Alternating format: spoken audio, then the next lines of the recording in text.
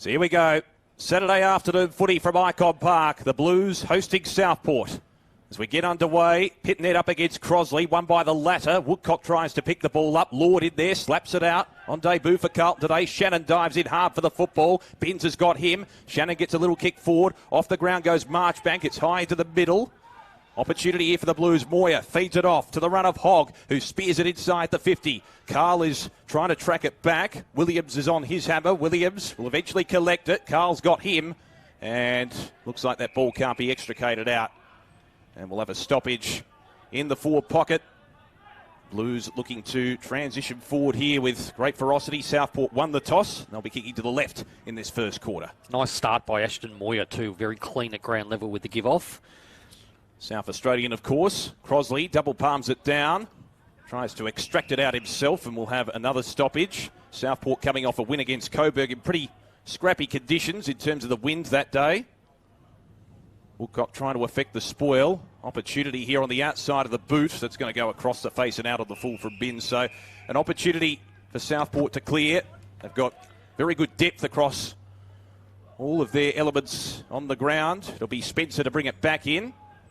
Playing his 50th game. Woodcock will be playing his 50th for Southport. And speak of the devil, he's got it here. 50th at VFL level, that is. Goes out wide and they can make the transition.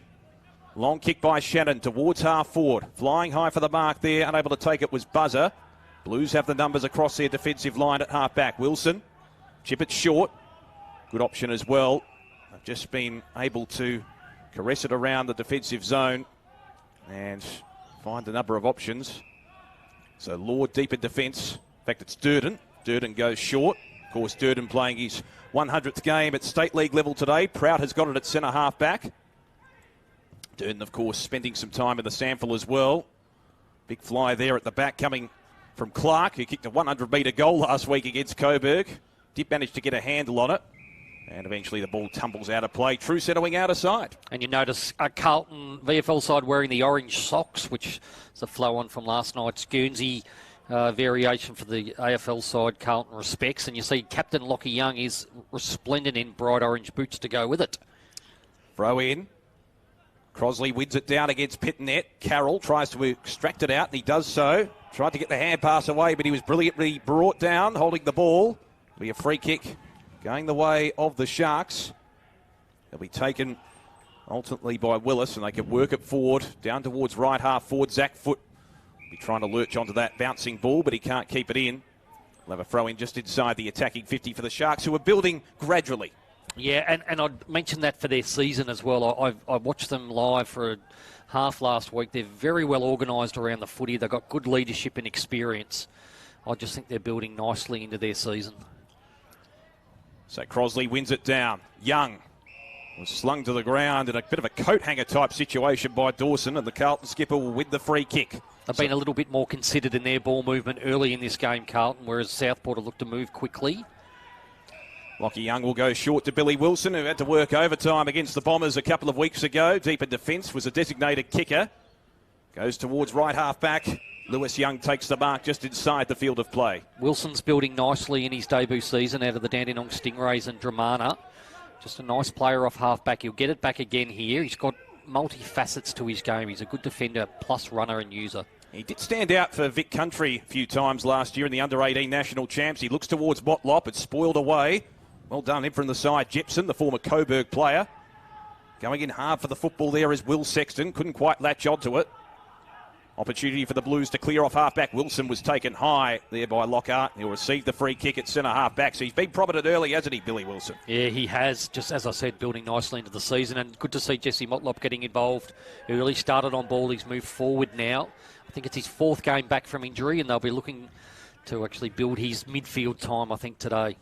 Kick by Young inside the 50. Southport do have the numbers. You speak of Motlop. He's trying to latch onto this one. Spencer tried to accept the hand pass. Motlop intercepted and forced it out. So we'll have a throw in deep in the forward pocket for the Blues. Number of players returning from injury. I mean, you got Mark Pitnet returning from a finger injury. He hasn't played at AFL level since round 11 against Sydney. David Cunningham's returning from a calf injury. He hasn't played at AFL level since the game against Collingwood in round 9. Throw in. Murkoff in the ruck now. Carroll with the hand pass.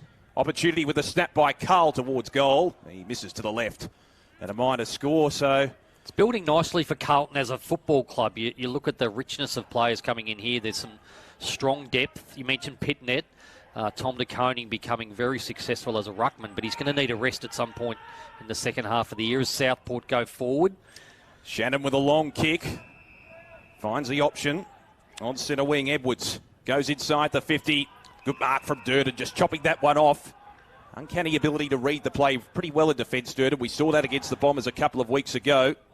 Goes short. It was a risky kick, but it comes off. Yeah, Edwards will be disappointed with his kick inside 50. He's a beautiful-looking kick. Sorry, I'll go back to you, Damien. That's all right. Hogg tried to find Carroll, who took it on the half volley. Ball up. He's a beautiful-looking kick, but sometimes he just plays on too quickly. He just needs to take his time when he's got control of the footy. Crosley wins it down. Carroll with a little give-off. Lord with the hand pass. Here's Wilson traversing through traffic and breaks through the centre. Wilson kicks inside the 50, a bevy of options. One of them's Motlop. He can stream into the open goal. One bounce, shoots from 20 metres, and Motlop puts the first through on the board for the Blues. Oh, what a terrific transition, and put that down to Billy Wilson. There was a scramble across half-back, a smothered handball, but the speed at which he took the ball through the contest, once he got out the other side, that's the attractive part of his game. That's what you want out of a modern-day half-back flanker. And once he got forward of the stoppage, it was options galore. The Southport defenders in all sorts of trouble trying to defend that. And there's a nice little present for Motlop early in this game. Yeah, trying to build his way back into the AFL lineup, and it's just that direct ball movement through the corridor, which coaches love to see. And 5 possessions already for Billy Wilson. Jack Carroll with the 4 for the Blues. No one with more than 2 possessions for Southport. Still early days, gone almost 7 minutes, but a promising start for the Blues, who are on the bottom of the VFL table, believe it or not, which is a bit hard to believe given their AFL side are going very well. They've had a number of close losses this season. So back in the middle. Crosley will win this one down, maybe slightly against Pitnet, maybe call it a draw. Carroll with the tackle, and we'll have a ball up. Secondary stoppage in the middle. It's not often that Crosley would be matched physically at this level, but Pitney's a very big man. Binns gets the hand pass back. Here's White trying to work onto his left foot. Got the hand pass away. Carroll did well to get the kick away in a tight situation. He was confined for space and constricted for room. It's chopped off by Jepson, though, at half-back for the Sharks. Kicks out wide. Edwards at right half-back. Left footer will have to come inside on the man on the mark here. Looks like he's going to work it laterally with the switch. Spencer's had a few touches already. Takes it inside defensive 50. Spears it out wide. Keegan Gray takes it just inside the field of play. Woodcock sweeps the hand pass towards Buzzer. In the end, it's grabbed by Sexton. Back to Woodcock. It's against 4 players. It was always going to be a difficult task. Wilson charging his way through. Carroll with the hand pass. White. It's worked back. Now an opportunity here for the Blues through the agency of Marr. Kicks it inside the 50. Looking for Levy. He's had a bit of a spell on the bench already, but back on the ground. Sharks just with too many numbers. Here's Willis off half-back. He'll get it back with the 1-2. Mackenzie Willis looks to the open side. Foots the target. Marchbank with a good intercept mark. Yeah, that was really well read by Marchbank, and they move quickly again here, the Blues. Ramshaw gets it back with the 1-2. Good play. He was trying to find McMahon. Interesting hand pass. Willis in the road. Gets it off towards foot. Well done. Brilliant play by McMahon, and from 40 metres he steadies, but hooks it to the left. He's trying to challenge for that Frosty Miller medal this season. One of the leading goal kickers of the competition. Misses on that occasion. Yeah, he's got a happy knack of just popping up inside forward 50. He gets goals in all sorts of ways, does McMahon. As Southport bring this out, find a teammate out on defensive 50. This is Gray at left half back. Been standing the mark. He's a key accumulator for the Blues. Really going down the line, Southport. So they do have bigs in Buzzer and Hugh Dixon, but they like to move the ball off the angle like this. Dixon, another challenger for that Frosty Miller medal, of course, this season. He's been very prolific up forward. Good tackle applied there for the Blues by Prout, and holding the ball. So it'll be a Carlton free kick. Prout with a good tackle. He's keen to move it on quickly as the traffic streams forward. Prout spears it towards Pitnet. Almost took it with the one hand. It's slapped away from him. Jepson brought down by Pitnet, and a crunching tackle. And we'll have a ball up just inside Carlton's attacking 50. Yeah, Liam McMahon on the 25 goals. Billy Gowers at 27, 2 in front. Hugh Dixon for Southport in third place on the Frosty Miller ladder with the 23 goals. Billy Gowers leading all comers there.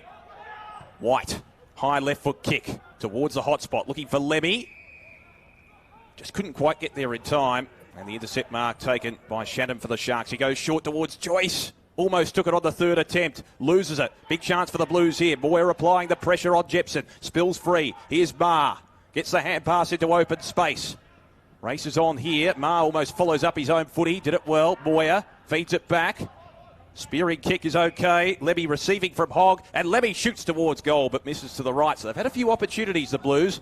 Minor score. It's 1-3 to nothing. The Blues, though, doing all the attacking and all the territory ball movement. Absolutely, Damien. I think Lemmy would have been paid that mark, but he sort of made his own decision that it hadn't gone 15 metres, played on, had a bit more time than he realised. Wasn't too far off the mark, but we're seeing the pressure of Carlton, along with some, not poor skill errors, but they're just putting their teammates under pressure, Southport, and it's adding up to the ball staying in Carlton's forward half for the most part of this first quarter. Willis looks towards Dixon, who comes a long way up the ground. Couldn't quite take the mark. Trying to break his way through is Aston, holding the ball. More pressure again, and the ball's going to go back inside 50.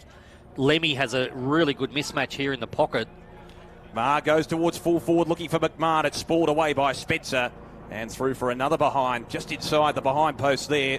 So it's 1-4 already to no score. Yeah, and if you were writing the blueprint before the game, the Carlton coaching crew, this is exactly what you would have wanted, albeit you'd want some more scoreboard nourishment for the effort they're putting in so far. But 5 scoring shots to nil is a domination, yet they're only the goal ahead. Dominating inside 50s as well. Joyce, Jepson, and now the mark taken by Keegan Gray at centre half-back, who's been prominent across that half-back line so far. This is Edwards on the left foot. Tries to kick it out wide and finds a leading option. Spencer will go short towards Lake. Lake did well to gather it on the bounce because it was an awkward footy. Dawson kicks inside the 50, looking for Foot. Good spoil in from the side. And it's over the boundary line. We'll have a throw in deep in the 4 pocket for the Sharks. I tell you what, it would hurt the Blues here if the Sharks were to get a goal from a rare inside 50 entry so far in this game after the Blues have done all the attacking. Yeah, you see this way too often in football, that if you don't take your chances, they talk about it being a momentum game in the modern day. This would be a dagger to the heart of the Blues if that was to happen. Crossley going to compete again at ground level. We should get another stoppage. Maybe this one will go out of bounds. It'll end up in a dangerous position here, Damien, and Crossley's in there to take the tap, so they're going to be able to be proactive at ground level. You normally see players like Foot get on the move here with a few blocks, so it'll be interesting to see how you see they're actually creating as much space as they can around the drop of the ball here. Jackson Binns lining on him, which is interesting, but a very good matchup. Neither ruck could win the tap. Free kick's going to be extracted out. It's going the way of Murkov for the Blues. It's just held on to by Crossley there. Theatrical recreation of what happened then by Crossley, but that's not going to help him with the umpire. Murkov called to play on. Looks out wide. Willis will chip in. Couldn't take the mark. Here's Carroll. Good ball handling skills at left half back. Gathers and kicks a spiral punt towards Levy on centre wing. Good mark from Clark. Will he kick a 100-metre goal this time? He's 100 metres out here. Kicks it towards half forward. Durden in front. Crossley from the back. Durden got the spoil. Fickle bounce. Here's Lake. Breaks free. Snap around the body from Campbell Lake. And Southport get there first. Just as you described, Damien. Really neat by Lake at ground level. They'd be disappointed in the contest on centre wing. Lemmy had to take body there against his opponent, Reece Clark. He didn't. The ball came back in. Good contest at ground level. Crossley involved there, and just your classic front and centre for a left-footed small man coming across the face of goal, and a very neat conversion. And that does hurt the Blues, who've dominated probably the first 11 minutes of this game. Southport getting some territory the last 2 minutes and making them pay. So the inside 50 count 8-3 to this point in favour of Carlton. Yet there's only 4 points the difference. I suppose it's still early days, but it does highlight the territory battle and the way it's played out so far. It does, and Jack Carroll's already up to the 7 possessions halfway through this first quarter for the Blues. He's dominating inside, but as we've mentioned, when they get the ball going their way, Southport, they're very dangerous. So back at the middle, Buzzer now in the ruck, giving Crossley a bit of a chop out. Murkov bustles him out of the way. Woodcock, hand pass out the back door was okay. It spills free. Motlop off the ground. Now a chance for Binns. Jackson Binns, averaging 26 disposals per game this season. Kicks into the pocket looking for Carl. The ball eludes him. And we'll have a throw in deep in the 4 pocket for the Blues, who've been getting it in there but just need to convert. Yeah, and we see Jackson Bin coming off the wing in his traditional role there. He actually fell over. It worked in his favour. The ball spilled out. He's been tried in a number of different roles this year. Spent some time as an inside mid. Interesting, he spent some time as a stay-at-home forward in the first part of this game. Such a prolific ball winner. Very versatile as well. Murkov wins it down. Here's Marr in the pocket. Ball tumbles out. We saw him in that last passage before the goal was kicked by Lake, manning up on Zach Foote. So he can play that negating role as well if he has to. He can, and VFL watchers have been probably all of last season. I think he averaged just under 31 touches. They were all calling out, even Carlton supporters calling out for him to make his AFL debut. He got a chance earlier this year, but tough side to break into at the moment, the Carlton AFL side. No doubt about that. Joyce got the hand pass away, slung out by Williams. Still Williams. Marr. Slung in a 7.20 almost. Got it out to Lord. The debutant for the Blues kicks inside the 50, and Lemmy takes the mark, utilising his height. Lurches over the top, and he can line up from 40 out on a slide angle. Yeah, that's a real confidence booster for Lemmy. I was critical of his contest on the wing before, but on that occasion against his opponent, I think he was up against Spencer. He took the front position and he reacted quickly to the drop of the ball, gave himself effectively a free run to come over the smaller defender, and this is exactly the response that the Blues would want if he can put this through. Plenty of scope for improvement, Lemmy, but certainly has improved over time. 40 metres out. It's a high kick. As he snuck it home, he has. Lemmy gets his first, and the Blues edge away once again. And a beautiful strike off the boot there. Kicked that from 40 metres. The ball's ended up on the roof of the Carlton facilities there. It's going to be someone's task on Monday morning to get up there and retrieve that one. But as we said, he's a 200-centimetre, rangy, sort of mainly a forward with relief ruck. He's still got to build his body, which will come through time in the gym. He's going to have his ups and downs on the way there, but that's a terrific moment for him, something that he can build on. Good kick as well. As he said, that almost went through at post height. He's got a powerful leg on him. There's no doubt about that. It's always fascinating as a supporter when you get he's a raw athletic prospect. I think of a similarity to a Reece Stanley when he first started his game. Great athletic gifts. Hopefully he can follow a similar path to Reece Stanley. Buzzer in the ruck for the Sharks. Here's Motlop, wins the clearance for the Blues, chips it short. Moyer tries to collect it on the bounce. He's harried to the ground. Here's Marr. Can't quite pick it up. Going in hard is Sexton. That's of the Will variety. Sharks just have too many numbers. Lake receives the hand pass. Gives it off to Gray. Fumbles it over the line.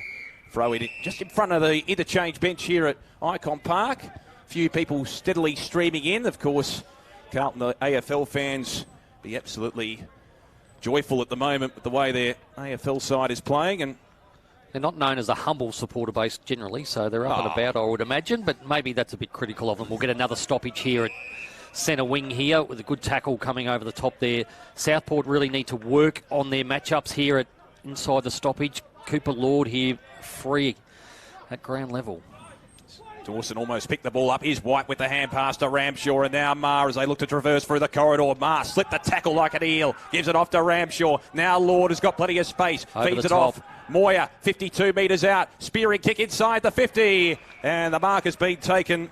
20 out from goal by Monaghan, who could line up from directly in front. Yeah, he was always likely to get on the end of that.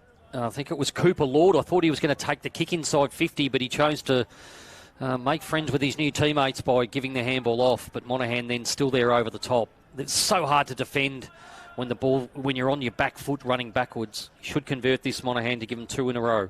His first VFL goal against North Melbourne on Good Friday earlier this year. The Irishman lumbers in, 25 out directly in front, no issue at all. And Carlton have their third. Great kick from Monaghan. Yeah, and like a number of the Irishmen coming through in the modern times, a very nice kick. It's a skill that they pick up very easily with the oval ball. Not sure what it is about the Gaelic round ball that makes it so easily to transition, but he's got some nice attributes. They always seem to have speed, endurance, and be able to kick the football, which is 3 pretty key elements to the AFL game. Absolutely. Of course, you can catch all the Smithies VFL and Rebel VFLW action on afl.com.au and the AFL Live official app, heading towards the climax of the VFLW season this weekend. So a lot happening at state league level at the moment. Inside 50s at 11. I think they were showing it 11-3 Carlton's way. It's a big differential, isn't it? Pitnet takes it out of the ruck, kick smothered by Woodcock. Crosley wins the clearance. There was a slinging tackle there, so umpire making the adjudication that it's got to come back. And Boyd Woodcock, who listened to the State of Play podcast with Joe Pignataro and Jimmy Bastiani, Steve Daniel, the coach of Southport, said that he's surprised that AFL scouts haven't had a closer look at him because he's a very versatile player, very exciting player. Yeah, he's a consistent player. As he goes short, the umpire will say, oh, he's just saved himself a Horrible turnover, the umpire putting him back behind his mark. But yeah, absolutely. He's so consistently elite, Boyd Woodcock. It's just hard to see how he's not on the list. Averaging 29 disposals per game this season. Goes long inside the 50, does Woodcock. Free kick's been plucked out for a hold. It's going to go the way of the Blues. Be taken by Pitnet, who worked his way into defence after the centre stoppage. Encouraging start for him as he makes his way back. We're wondering about his... Oh, this is going to be a turnover, a typical ruckman turnover, Damien. Shannon takes the mark, 55 from home. He goes short and Lockhart takes it. So the intercept mark creates an opportunity for the Sharks, and Lockhart can line up from probably just beyond the arc. Yeah, I was going to say Pitnet at AFL level, he's generally a handballer to a running player when he has a free kick or a mark, but he chose to back his foot skills there, and it's a disappointing turnover, you'd have to say, with that. Jesse Joyce is up to 7 possessions for Southport, just building nicely into his game. Well, you mentioned Pitnet. He's spent a bit of time in the ruck. He's worked into defence. Here's a chance for Lockhart. 53 metres out. Gives it all he's got. Fades to the right and only a minor score. So first blemish for Southport. They're 1-1. Carlton 3-5 as we tick over time on in this first term. Wilson to bring it back in. It's about par for their dominance, I think, this scoreboard. In fact, there may be a goal behind Carlton, but the 8 scoring shots to 2, only the 15-point lead. It's a good start for them. Wilson kicks it high towards Lemmy, who's worked a long way up the ground. Offhands, Pitnet out the back door. Can't quite gather it. Applies the pressure. Still Pitnet. Good persistence. Got the hand pass away, and now the Blues are away. Binns feeds it to Young. Still a chance for Young. Back to Binns. Now the overlap runner provided by Ma. 70 metres out. Kicks into the pocket. It's a skew and out of the full.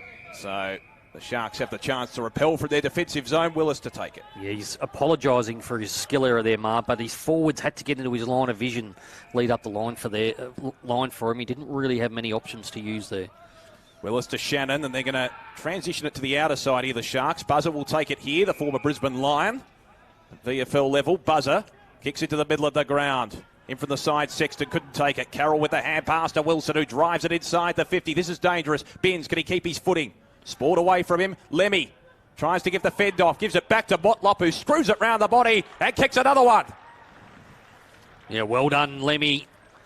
The big don't argue in the forward pocket. I thought he was going to be wrapped up in the tackle, but that's another layer of development for him in being able to get his hands free and find Motlop for what would be for him. That's a fairly simple conversion. His second goal of this first quarter.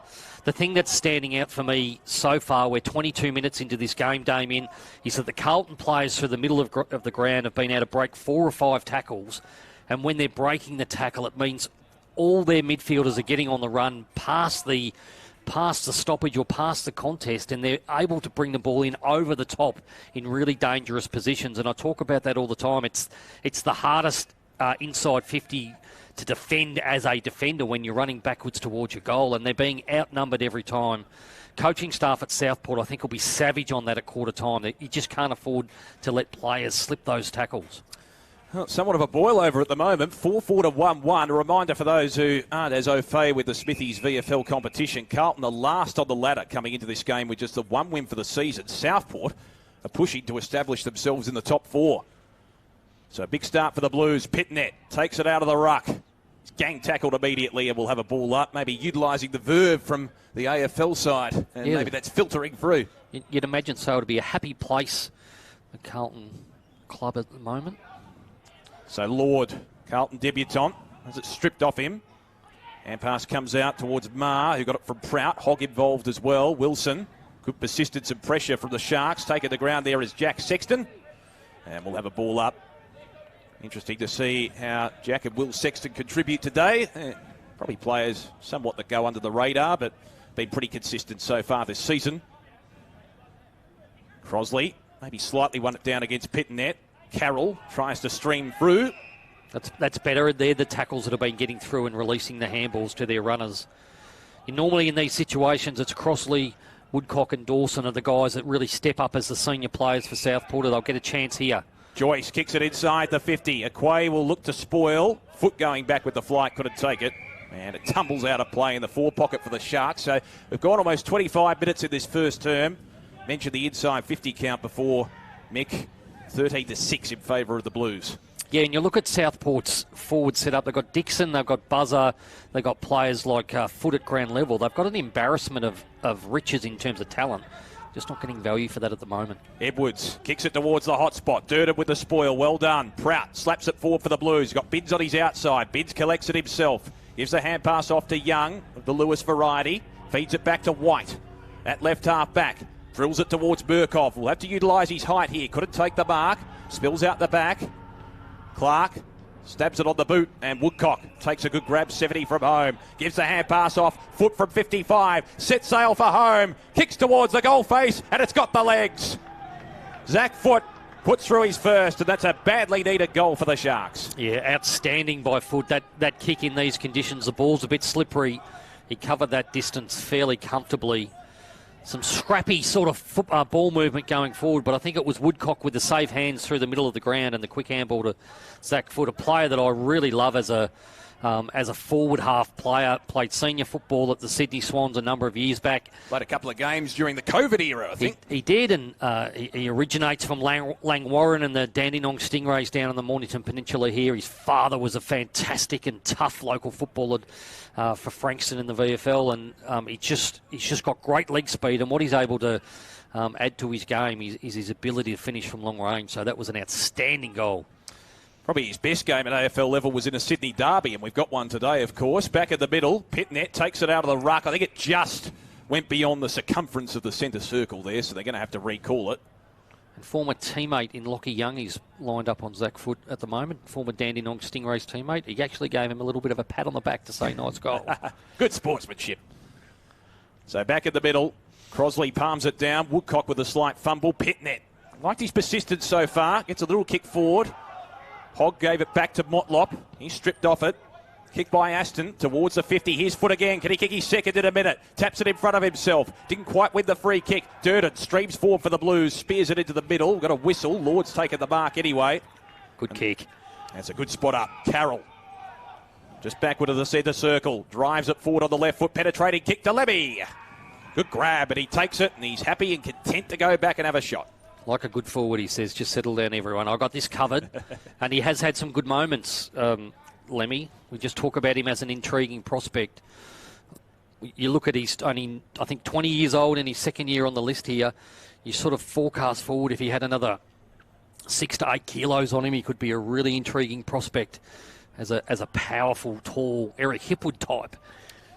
Based on his previous set shot, distance won't be an issue. 48 metres out. He hoists it high. And it drifts to the right. So minus score. So 10 scoring shots to 3 in this game in favour of the Blues. I don't think too many would have expected that based on, I guess, recent form in regards to these two sides. Foot takes it at centre half back for the Sharks. Blues are pushing numbers back really well here. They want to go quickly, Southport, but they're being forced to go laterally. Spencer towards Joyce.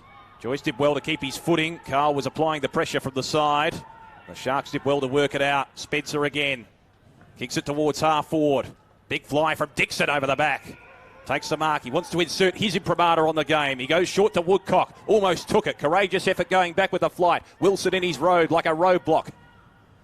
Still the ball in dispute. Sexton in there will have a ball up on the point of the centre square. Geez, he asked a lot of Boyd Woodcock there. You mentioned it well. That was courage. He had players coming from all points of the compass in to smash into him.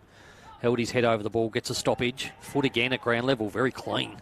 Gave it off. Dawson's kick smothered. Wilson accumulated plenty of the footy so far. Kicks into the middle. Aston with a bit of a fumble. In goes Jepson. Off the ground. Into open space. Edwards will lead in the race here for the Sharks. It bounces obligingly for him. Well, he heard the voice of Spencer, just couldn't quite execute the hand pass well. Motlop to Lord, spearing kick. Moyer, 62 metres out, chips into the path of Carl. Can he latch onto this one? Just eluded him in the end. Edwards with the hand pass, dangerous one. Carroll can't quite maintain hold of it. And it spills over for a throw-in deep in the forward pocket for the Blues, who are looking impressive with their transition. Yeah, they needed to use Lemmy long in the square there. Ned Cale came off about 4 consecutive efforts. He had no petrol tickets left. Had to hit him with the kick. Otherwise, the easy option was Lemmy over the top. Would have taken an easy mark then. Throw in. Crosley wins it down. Chance now for Moyer. Sees daylight and snaps a beauty. Great kick from Moyer. And the Blues continue to pile it on. Yeah, excellent forward craft by Moyer then. The thing that stands out for me, Damien, is he's very clean when he's around the football. He doesn't fumble. That augurs well if he wants to get to the next level and be a long-term success. He's just so neat with the footy. Southport will be really disappointed with that stoppage set up deep in their forward 50. If you think of all the things that are going to send a coach around the twist, think 30-minute mark of the quarter, stoppage deep in the opposition's forward line, and you have an unencumbered and uninterrupted run for a forward to snap around the body. Credit to the Blues for their work there, but Southport, there's just a few elements of their game today where I mentioned missed tackles, poor stoppage set up. You know, it has a sniff of them being a little bit off their game. I'm not going to write them off. They're too good a side for that, but they'd want to tidy up some of those sort of minor intricacies of the game today. Carroll gets a hand pass out Lake, ridden into the turf by Pitnet. Good luck. There's a contrast in height there. That's like watching Andre the Giant go to work in the wrestling ring there. Pitnet, he always puts his full 110 kilos on the opponent when he lays the tackle. So the ball up again. Crosley, just a deft little palm down. Motlop scooting around the pack. Crosley hacks it inside the 50 for the Sharks. Bouncing footy, Lake. Great take. Well, and just traversed through traffic. Got the hand pass back. Herod across the body. Big chance for Buzzer here. Tries to give the fend off. The don't argue has been argued with, and it's holding the ball. Yeah, correct decision there. Once you go the fend, you give up your prior opportunity. Normally would fancy himself to outbody his opponents then, but he found Durden there, who's up to the task. Again, a relieving free kick for Carlton late in this quarter. They'll be happy to see the siren, I think. Durden, his 100th state league game, kicks towards left half back. And seeing it over the boundary line there is Heron. Last time these two sides met was round 1 2021, which was Southport's first game in the Smithies VFL competition. Yeah, I think so they haven't met since. I think I read that out of the Brendan Rhodes article during the week, and it, I had to think that's nearly 4 years of football without meeting. Hard to call them traditional rivals based on that. Yeah, it's fair to say. There's Heron. Can't quite gather it. Sharks just have plenty of numbers around the footy. Wilson with a good tackle. Lake goes in hard. Wilson again. Loved his tenacity so far, Billy Wilson, just with that tackling pressure. He's been an accumulator, but also the follow-up tackle there shows his endeavour. 8 possessions and 2 tackles. Outstanding start to his game. Jesse Joyce and Jack Carroll with 10 possessions each, on track for big numbers. Shannon gives it off. Dawson. He's been a consistent accumulator so far this season. Kick smothered off the boot. Sexton goes in hard for the footy. In goes Shannon again. We'll have a ball up on the attacking 50 of the Sharks, who are pressing. They just can't quite get it deep inside their forward 50. Yeah, approaching 33 minutes. This quarter's stretching out a little bit. I thought we might have seen a siren by now. Pitnet wins it down. Whistle off the play from the non-officiating umpire. He noticed... Dawson, is it? A high tackle. It is. He is a pretty long kick of the footy, Dawson. More so on the run than from a set shot, but he'll at least, you would think, penetrate it long unless he finds a loose option, because it is a congested forward line. Dawson goes short. Crosley's a target. Wide out the back door. Took it. Gave it off to Binns, and now Young. Lockie Young's kick is going to be intercepted again by Dawson. Time running out before quarter time. Can the Sharks peg one back? The Seeds ground to Spencer.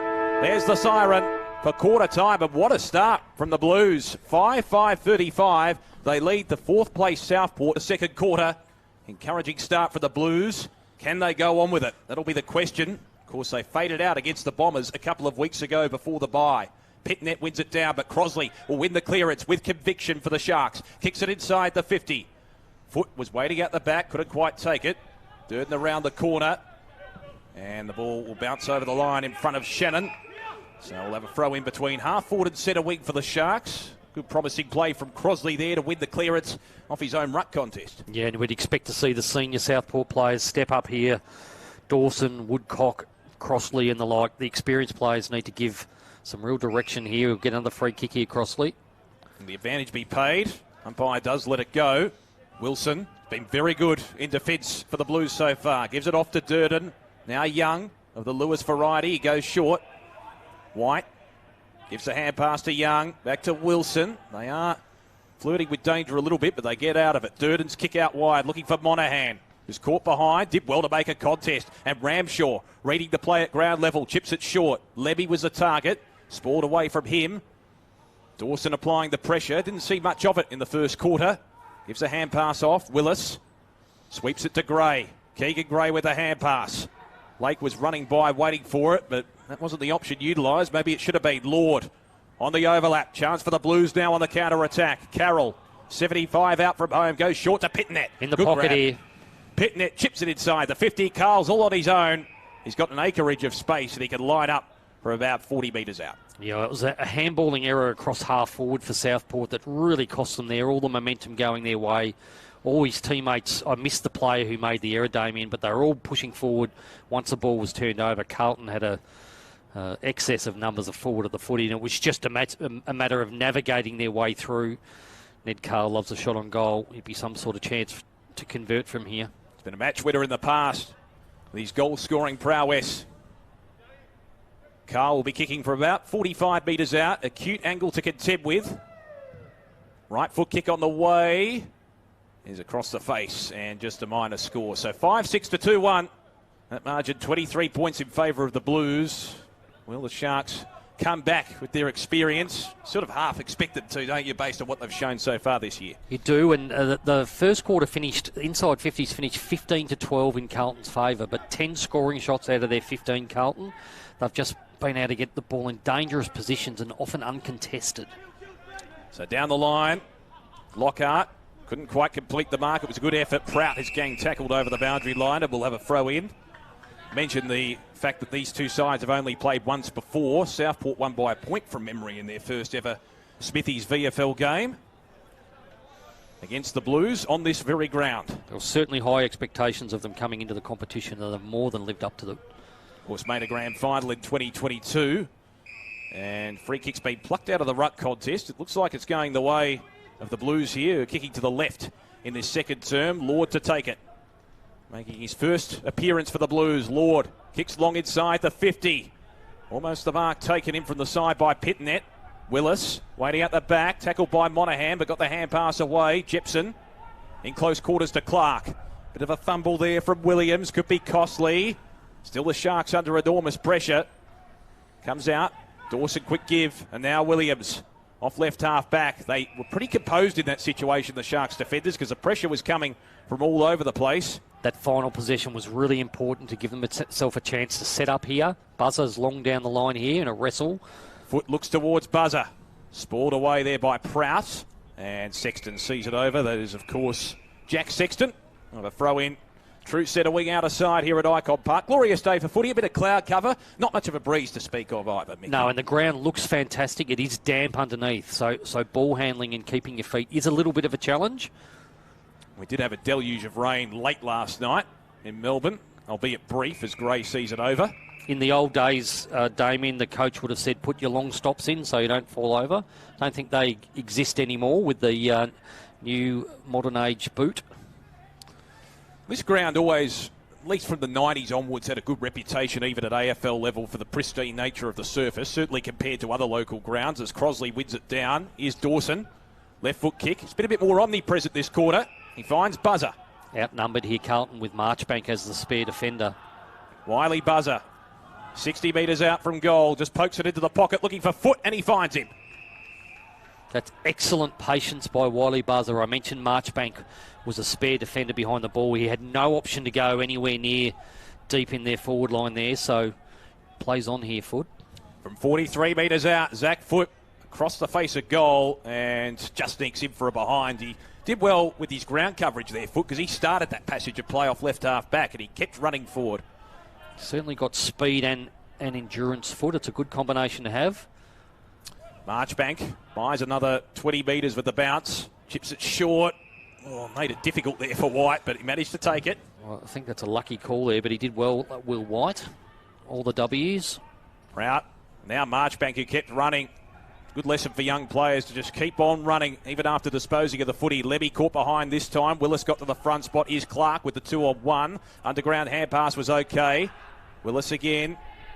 Good combination, Gray. Now Clark dribbles it forward. Bit of a fumble. Could be costly. A chance now for the Sharks. Lockhart with the hand pass. Foot taps it in front of himself. Still Zach Foot. Loses his footing that time. White. Lake. Foot. Gives it off. Buzzer. Now a big opportunity here for the Sharks. Snap around the body is across the face. Through for a behind. That came from Lockhart. Be disappointed, Lockhart. He's a good player, normally a good finisher. It's a promising build-up there for Southport. I'd like to see Hugh Dixon get a little bit more involved, I would think. He's got a tough matchup today. It's a good point you make as Young takes the mark, the Carlton skipper. But they have improved in regards to their inside 50 repeat entries at this quarter, the Sharks. Just need to convert on the scoreboard. Spencer with the spoil from the front. Gets the hand pass away, looking for Dawson. Here's a chance for Jepson. Heard a voice. Oh, well done there from Young. Put a stop to that, did Lockie Young. Keeps persisting off the ground. Sexton brought to ground by Young. Umpire says, give it to me. Ball up on the centre wing. Good physicality in that passage of play from the Carlton skipper. Just serving as an example. Yeah, that was outstanding by Lockie Young. The skipper played at both Footscray and North Melbourne in the AFL. Pitnet takes it out of the ruck almost contemptuously. Woodcock with the smother. Bins. Hand pass partially smothered. Trying to break his way through there is Williams. Unsuccessful. We'll have another ball up. Billy Wilson has 11 touches, as does Jack Carroll for the Blues. Jesse Joyce with 11 for the Sharks. And Will White wearing the number 77. He's up to 10 as well. Cooper Lord getting involved here. That's a dangerous kick, but a good one in the end. So White, speak of that player, gives it off. Here's Billy Wilson. Penetrating kick inside the 50. Well done from Clark. He got to the front spot there against Lemmy. Now 50. Was he off? Oh, my. Ooh. Wow, that could there's no question he was in his kicking motion then, was Clark. I thought that's unlucky for Lemmy. Could have easily have been paid holding the ball there. Well, could be justice because he's almost turned it over. Ramshaw, Wilson, back to Lewis Young. They work it out, the Blues. Lord with the hand pass to Ramshaw. He's been one of the more consistent players over the last couple of years for the Blues. Big chance here. Monahan chips it short. Murkoff, 55 metres out from goal. Waits for the traffic to pass by, goes short. Good patient kick. And Maher takes the mark. He can go back and shoot from around the 50-metre arc here. Again, very neat ball movement by the Blues. They're getting excellent output out of their VFL listers, if you want to call them that. Ramshaw, Maher, Will White, always very helpful when your VFL listed players are really producing on the day, and I think that's the difference with Carlton today. You mentioned they've had some personnel come back, but they're getting a real lift from across the board. Murray missed most of last season with injury, 48 metres out, almost directly in front, and it sails through for the Blues. Another one for Carlton, and they extend their lead. It's almost at 5 goals now, and suddenly red alert signs for Southport. You'd think so. I watched closely the Southport huddle at quarter time. It was very calm. I thought the coach, Steve Daniels, might give the team a bit of a bake, but he was very calm, as you probably would, given the experience you've got out in the field. But you've called that very nicely. This is the point in time where the game either gets away from them or they buckle down and try and work their way back into this. I think it was Murkov with the final kick inside 50 there. Really good patience for the big man. Just finding the right option and a fantastic conversion right on the arc of 50 metres. Playing a bit of a different role today with Pitnet in the side for the Blues at Smithy's VFL level. It gives Murkov a bit of flexibility to roam forward. Often he's been the designated ruckman for Carlton and had to shoulder a lot of that responsibility. We're going to get a recall bounce here. Of course, Pitnet featured in the Carlton Respects Ag campaign with Harriet Cordner. It was launched last week. Very good initiative from the Blues. That's why they're wearing the orange socks today. Pitnet wins the clearance for the Blues. Chips it short. Here's Lord. Cannoned into by Joyce. Got the hand pass away. Shannon gives it off. Woodcock. Willis pops it up high. And a good option too. Mark taken by Will Sexton. Hugh Dixon with just the one possession for Southport. Good mark. Hasn't been easy for him up forward, but he does need to get involved, and he's a chance here to present. It's a salient point you make. Shannon looks towards Dixon. He's against two. They've double-teamed him a lot in the air today, the Blues, which has been a good ploy. Lewis Young floating across that time. And Durden, of course, one of their more reliable defenders, has been involved a bit as well. He's got the direct match-up on Dixon at the moment. Yeah, they are really focusing on him in the air, the Blues defenders, and they're both very good players, AFL standard players he's on. But he's just going to have to fight through this and find a way to actually give a contribution or some soft drops in their forward line. Pitnet takes it out of the ruck, hacks it into the middle of the ground. Big flyers wanted, and Clark takes the mark. Good old-fashioned ear massage on the way through from Lemmy. Clark's not going to go for goal this time. Unlike last week. You'll dine out on that for years, you'd imagine. Oh, yeah. The distance will get larger and larger. It'll be 200 metres by the time he's retired. Be like Jeff Ferring. Williams kicks out wide. Well done there. Ultimately, by Lockhart, it kicks into the pocket. Dixon on the bounce. Does well to collect. Gives a hand pass away, but Lake slipped over, and now Ramshaw on the counter-attack for the Blues. Looks towards White. Did well, White, with persistence. Gives it off. McMahon trying to insert himself into the game. It's interesting, isn't it, as the ball goes out? Both McMahon and Dixon at opposite ends of the ground have had a big impact goal-scoring wise for their respective sides this season. Haven't seen much of it today. Just the one kick, respectively, for both players. They're too good to stay out of this contest for too long, but the game's just sort of fashioned around them in this first half. Crosley wins it down. Motlop, little kick up, Gaelic style. Dawson has improved this quarter. Dawson certainly accumulated a bit more of the footy. Edwards gives it back. Now Gray for the Sharks. Bumps it towards half forward. Here comes Dixon. Couldn't take the mark. Spoiled it away from McQuay. Woodcock gives it back. Dawson accepts the hand pass. He's a penetrating kick. 60 out from home. Blues have the numbers here. Spall at the back falls to Joyce. Jesse Joyce on the left foot. Unguarded square. Bounces through for a goal. The Sharks get one back. Yeah, great conversion from Jesse Joyce onto the favoured left boot there. Very neat round the corner. Give some credit to Hugh Dixon. Thought Aquay was going to take an intercept mark, but he really put his body on the line, helped get that soft drop we're talking about. Boyd Woodcock, Dawson involved. Then some really good work to compete in the air, and a very neat finish, exactly what they wanted. You're right, that's not the only role of Dixon to be a goal kicker. He's got to be that focal point who can crunch the pack and create opportunities for his ground level forwards and midfielders, and that's what he did there. And Dawson up to 11 possessions. I think that's 7 or 8 already in this second quarter. We mentioned what a pro he is at this level. Carroll will need to pay him a little bit more attention. Carroll's only had the 2 possessions this quarter. He's lining up on the ball here. Murkoff back at the ruck. That might be a 6-6-6 free here. No, they're giving him the benefit of the time. They've already had a warning, the Blues, I think. White just trundling towards centre wing for the Blues. Wiley Buzzer still got the arms out, appealing for the 6-6-6 free.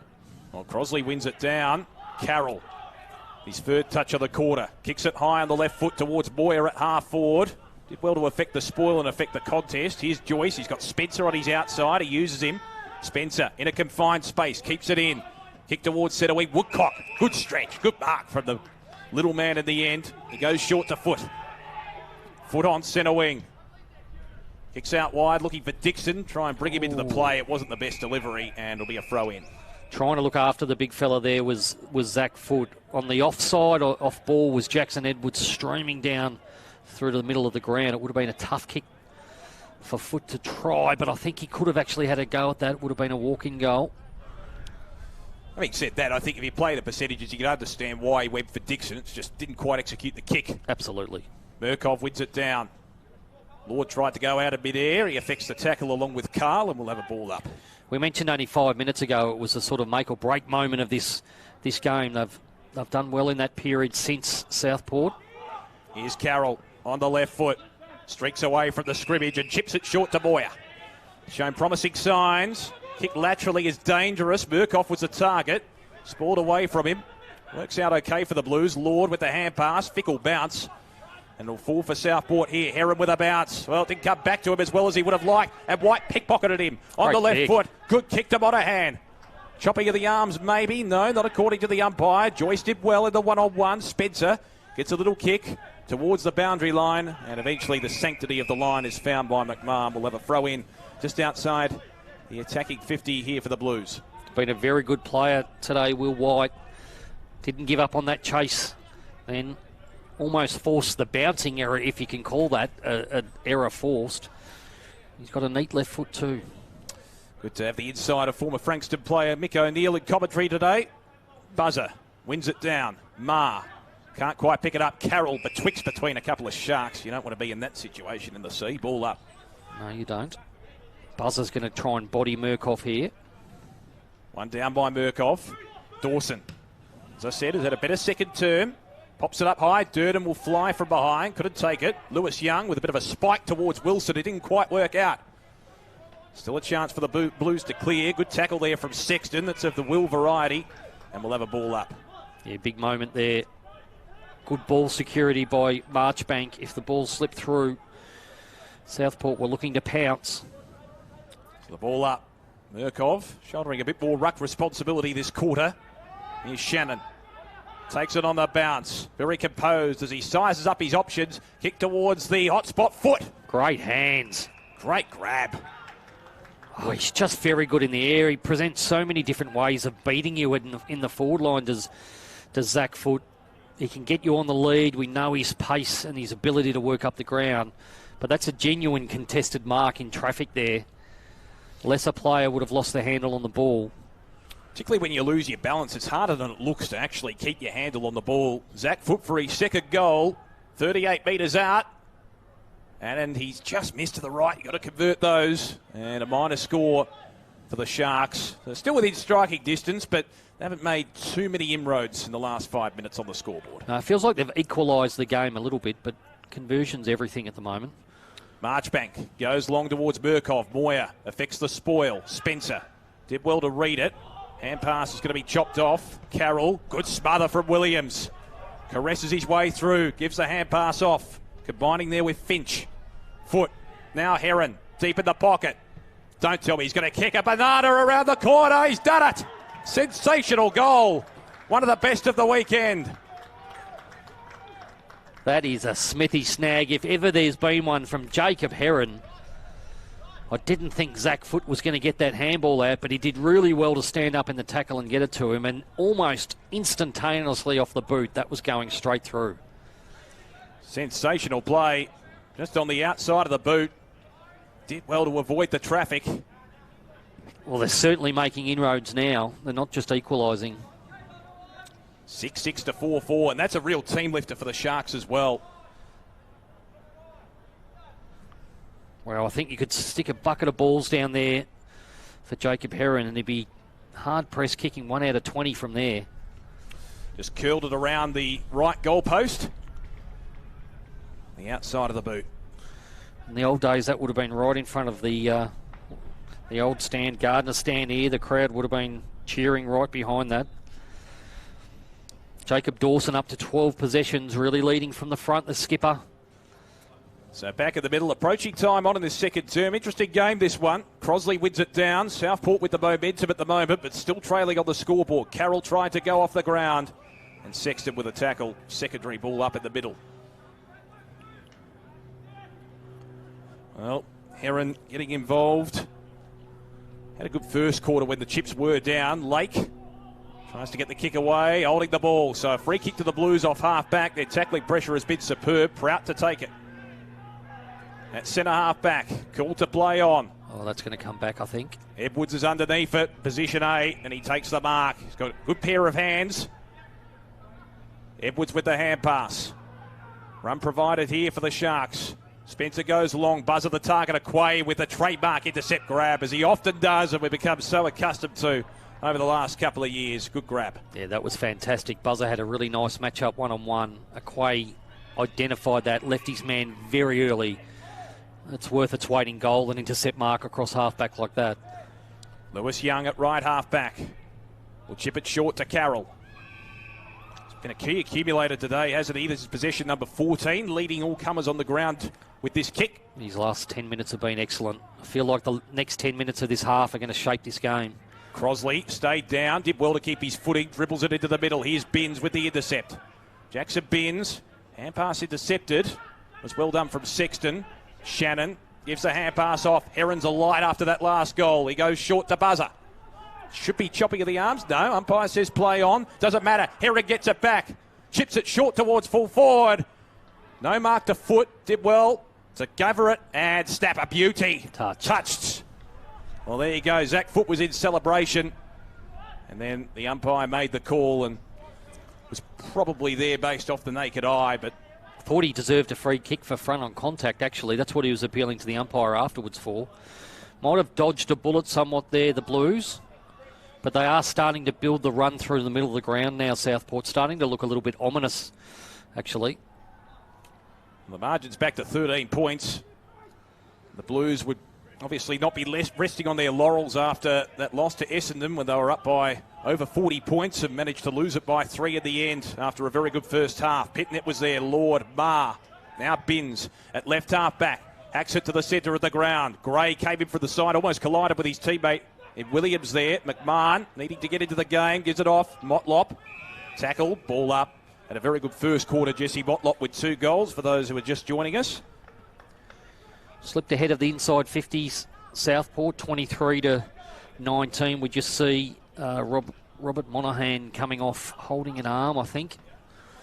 He'll get looked at by the medicos. Heron is really lifting and was a light the last 5 minutes. Kick over Foot's head. And we'll have a throw in. You're right, Monaghan just grimacing at the moment on the bench. He'll be assessed by the medical staff. Hopefully for his sake, nothing too serious. He's been a good developing player this year coming from Ireland. As Marchbank comes back onto the ground for the Blues. So a throw in. Interestingly, delicately poised in this game here at Icon Park. Neither ruckman could really win that one. It spills out the back. Carl. Fantastic. With the hand pass. Marr streams through the middle of Icon Park. Takes a bounce with conviction. Kicks towards McMahon. Genuine one-on-one. McMahon keeps his footing. Can lurch into the open goal. Can't quite pick the ball up in time. And Williams affects the tackle of McMahon. Throw in deep in the 4 pocket for the Blues. You could almost feel the McMahon just wanting that ball to set up for him so he could get a snap on goal. Good body work to get it over the back. Just unlucky it didn't sit for him. But this is where they want the ball. They've got to fight to keep it in or get a shot on goal here, the Blues.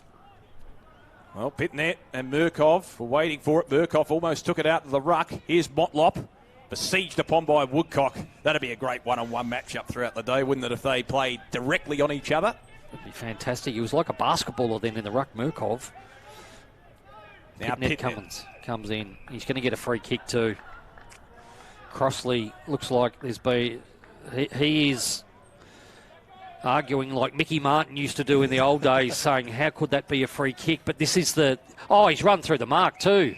Well. You don't often see that. That was Edwards. It was. He knew he had to do a rotation. That's an absolute brain fade. You think Pitnet would have kicked the goal anyway, but makes this an absolute lay-down misère. But it's the body strength of Pitnet up against Crossley. Force that free kick. And Pitnet kicks the goal, returning from injury. He pops it through from point-blank range. That was like watching Jimmy Steins in the 1987 prelim come through the mark. Don't know what he was thinking, Edwards. Well, he certainly wasn't. I think it was a case where as soon as he went through the mark, he realised sometimes it does happen. You've got to give that bit of latitude, I suppose. But it's costly for Southport because they just built a bit of momentum. They've made inroads on the scoreboard, and then the Blues get an easy one back. Margin back out to 19. Yeah, critical. We mentioned that the lead up to half-time was going to be critical in this game. Wouldn't have picked Pitnet to be the player to kick the goal, but they'll take it any which way they can at the moment, Carlton. Let's see if Crossley, he'll have the nostrils flaring, I reckon, after giving away that free kick. I imagine he's going to put some level of body, if not a pointy elbow or a knee into Pitnet here. 7-6 to 4-5. There we go. Well, he did win it down, which is the main aim. He'll get it back, Crossley from Dawson. Has it stripped off him, though. White, chip short, into the path of Motlop. Bounce wasn't overly obliging for him, but he gets the hand pass away to Marr. Now he's clear. Marr on the left foot, caresses it inside the 50. Murkov with the fly, palms it down. Lord, was he held on to? Umpire calls play on. Murkov, Moyer, they're all there. Moyer in the back gives away the free kick, and Clark to take it for the Sharks. We'll happily take that. A good double effort from Murkov in an unfamiliar forward role. Competed in the air and at the ground level. That's promising. Switch the play here. Got not much up the line here, Southport. They're going to have to go short and then shift the ball if they can. Sexton and Willis combining across the defensive goal face for the Sharks. It looks like they might have to come back the other way here. Spencer at full back. Got Clark on. He uses him at right half back. Blues have done well to, I guess, lock up the transition until now. Gray takes the mark. Crossley thought about giving it to Woodcock, but the big man says, I'll go alone. Kicks it inside the 50. Not the best delivery, and Woodcock is not very happy that he didn't get that hand pass. Marchbank takes an easy mark. I think the message will go out to Braden Crossley to say, know your role. You're the big bustling ruckman. You're not our inside 50 kick. Carroll will take it here. Maybe just the adrenaline after giving away that free kick. Yeah, good transition up the line here. Carl with a good mark. Worked hard off the ball there. Need Carl to provide an option. He's probably the smallest man on the ground, but been a connector in that piece of play. So Carl just forward of centre wing. Spearing kick towards half forward is not a good one. He was looking for Pitnet. Chopped off by Jepson. He'll look laterally to Woodcock. At centre half back. Can traverse through the corridor here, the Sharks. This is Dixon. Chips out wide. Buzzer on the wing here. Should get the next one. Gray's got it now and he'll use Buzzer. They can work it expeditiously forward here. Buzzer maybe spilt the beans, but he has time to recover. Chip short to Gray. Kick to kick back to Buzzer. Got Dixon inside 50 here. I'd like him to use that, or even over the back is Lake. Wiley Buzzer wheels round onto the left foot, kicks long inside the 50. Where's Dixon? Was he infringed upon? No. Oh, I thought he was. At the top of the jumper, the collar was held there. Umpire was in prime position to call that. It'll be a ball up deep inside the 450 for the Sharks. Pitnet wins it down against Buzzer. Dawson to foot. Bit of a slight fumble. Tries to retrieve it. Wilson at the bottom of the pack has been good today. Can he extract it out? No. Ball up. Dawson getting busy at this stoppage here. You expect he's going to be the hit to. Watch for Foot to be the first receiver. Well, he's up to 13 possessions after having, I think, only 3 in the first quarter. So he's had a busy second term as Dawson for the Sharks. Here's a chance for the Blues. Carroll with a bounce. Maybe a touch indecisive, but got the hand pass away. McMahon collects it on the bounce. Back to Binns. Just got the kick away in time. I think the bump affected the kick. And Jepson takes it easy, uncontested mark. He can repel here for the Sharks. This is great. Between halfback and centre wing, you can hear the screams of options. Oh, good work by Dixon on the wing here. He should get on the end of this one. No, they go back through the middle. Spencer to Willis. Goes short. This is Foot. Worked his way up the ground. Foot looks towards Dixon. It's a well-weighted kick. A quay from behind. Did well to affect the contest. In goes Lewis Young. Still Lewis Young. Slings it out. That was good play. In close quarters, Pitnet chips it short. The Blues are able to get out of this one. They did it well with a bit of calmness in the end. Moyer flies high. Couldn't take the mark. Well done, Young. Lockie Young with the hand pass. Trying to latch onto that one, Dawson. And eventually we'll have a ball up on centre wing with Darcy Hogg coming over the top, who's the son of 1995 Premiership player Matthew Hogg, who also spent some time with the Bulldogs back in the day. Yeah, terrific small defender was Matthew Hogg. Pitnet wins it down. Quick kick around the corner from Marchbank. Carl. Oh, well done. Bounced off his chest but managed to regain it. Gets the hand pass away the nick of time, but just too many numbers for the Sharks across half back. Joyce with the hand pass. Now Gray. Through the corridor. Now Downfield. I'll pay the advantage here. And Pitnet receiving a bit of a treatment here from the Sharks. Just a bit overzealous on that occasion. Oh, that's a strange downfield free kick. Looks like it's coming They back. paid it before the next kick. Yeah. Which I think they should have just paid the advantage here. They've still got numbers on the far side here. Southport should take and go here. Well, there's not much time before half-time. Buzzer will present. Oh, good a descent mark. March back again, filling the hole. Yeah, you've got to give credit to the Carlton defenders. Between a Quay and Marchbank, they're really identifying the long kick into the forward 50 and intercepting where they can, or at least helping. We have mentioned Dixon's been quiet, but it's incredibly hard when you're playing 2-on-1 or 1-on-2 against. Crosley did well to affect the contest there. Forces a boundary throw in right in front of the light scoreboard here at Icon Park. It's a really taxing game both players are playing here. There's a Southport player down off the ball here. Might be Wiley Buzzer. Umpire just holding play up while he gets some medical attention. But both sides are... he's just having a look to see. It is the long-sleeved Buzzer. Both sides are really pushing back defensively, and when they win the ball back, it's taking a lot of effort to transition it back the other way. It's the modern game, but it is incredibly taxing. Buzzer's in a bit of trouble here. He is in agony at the moment, by the looks of it. I think they're going to need further help from the bench. Might be a shoulder here. Yeah. And by the looks of his pain, it might be a dislocation. That's generally the look you get. They clearly haven't been able to get it back in, but we're about 140 metres away from here. We do have the glasses on this. Sitting up now. He's going to come to his feet. Lockhart helping out as well to bring the big man to his feet. Well, it's a shame for Wiley Buzzer. Oh, that looks almost dislocated elbow to me from here. Oh, gee. Real shame. You can hear the applause in the background. His left arm.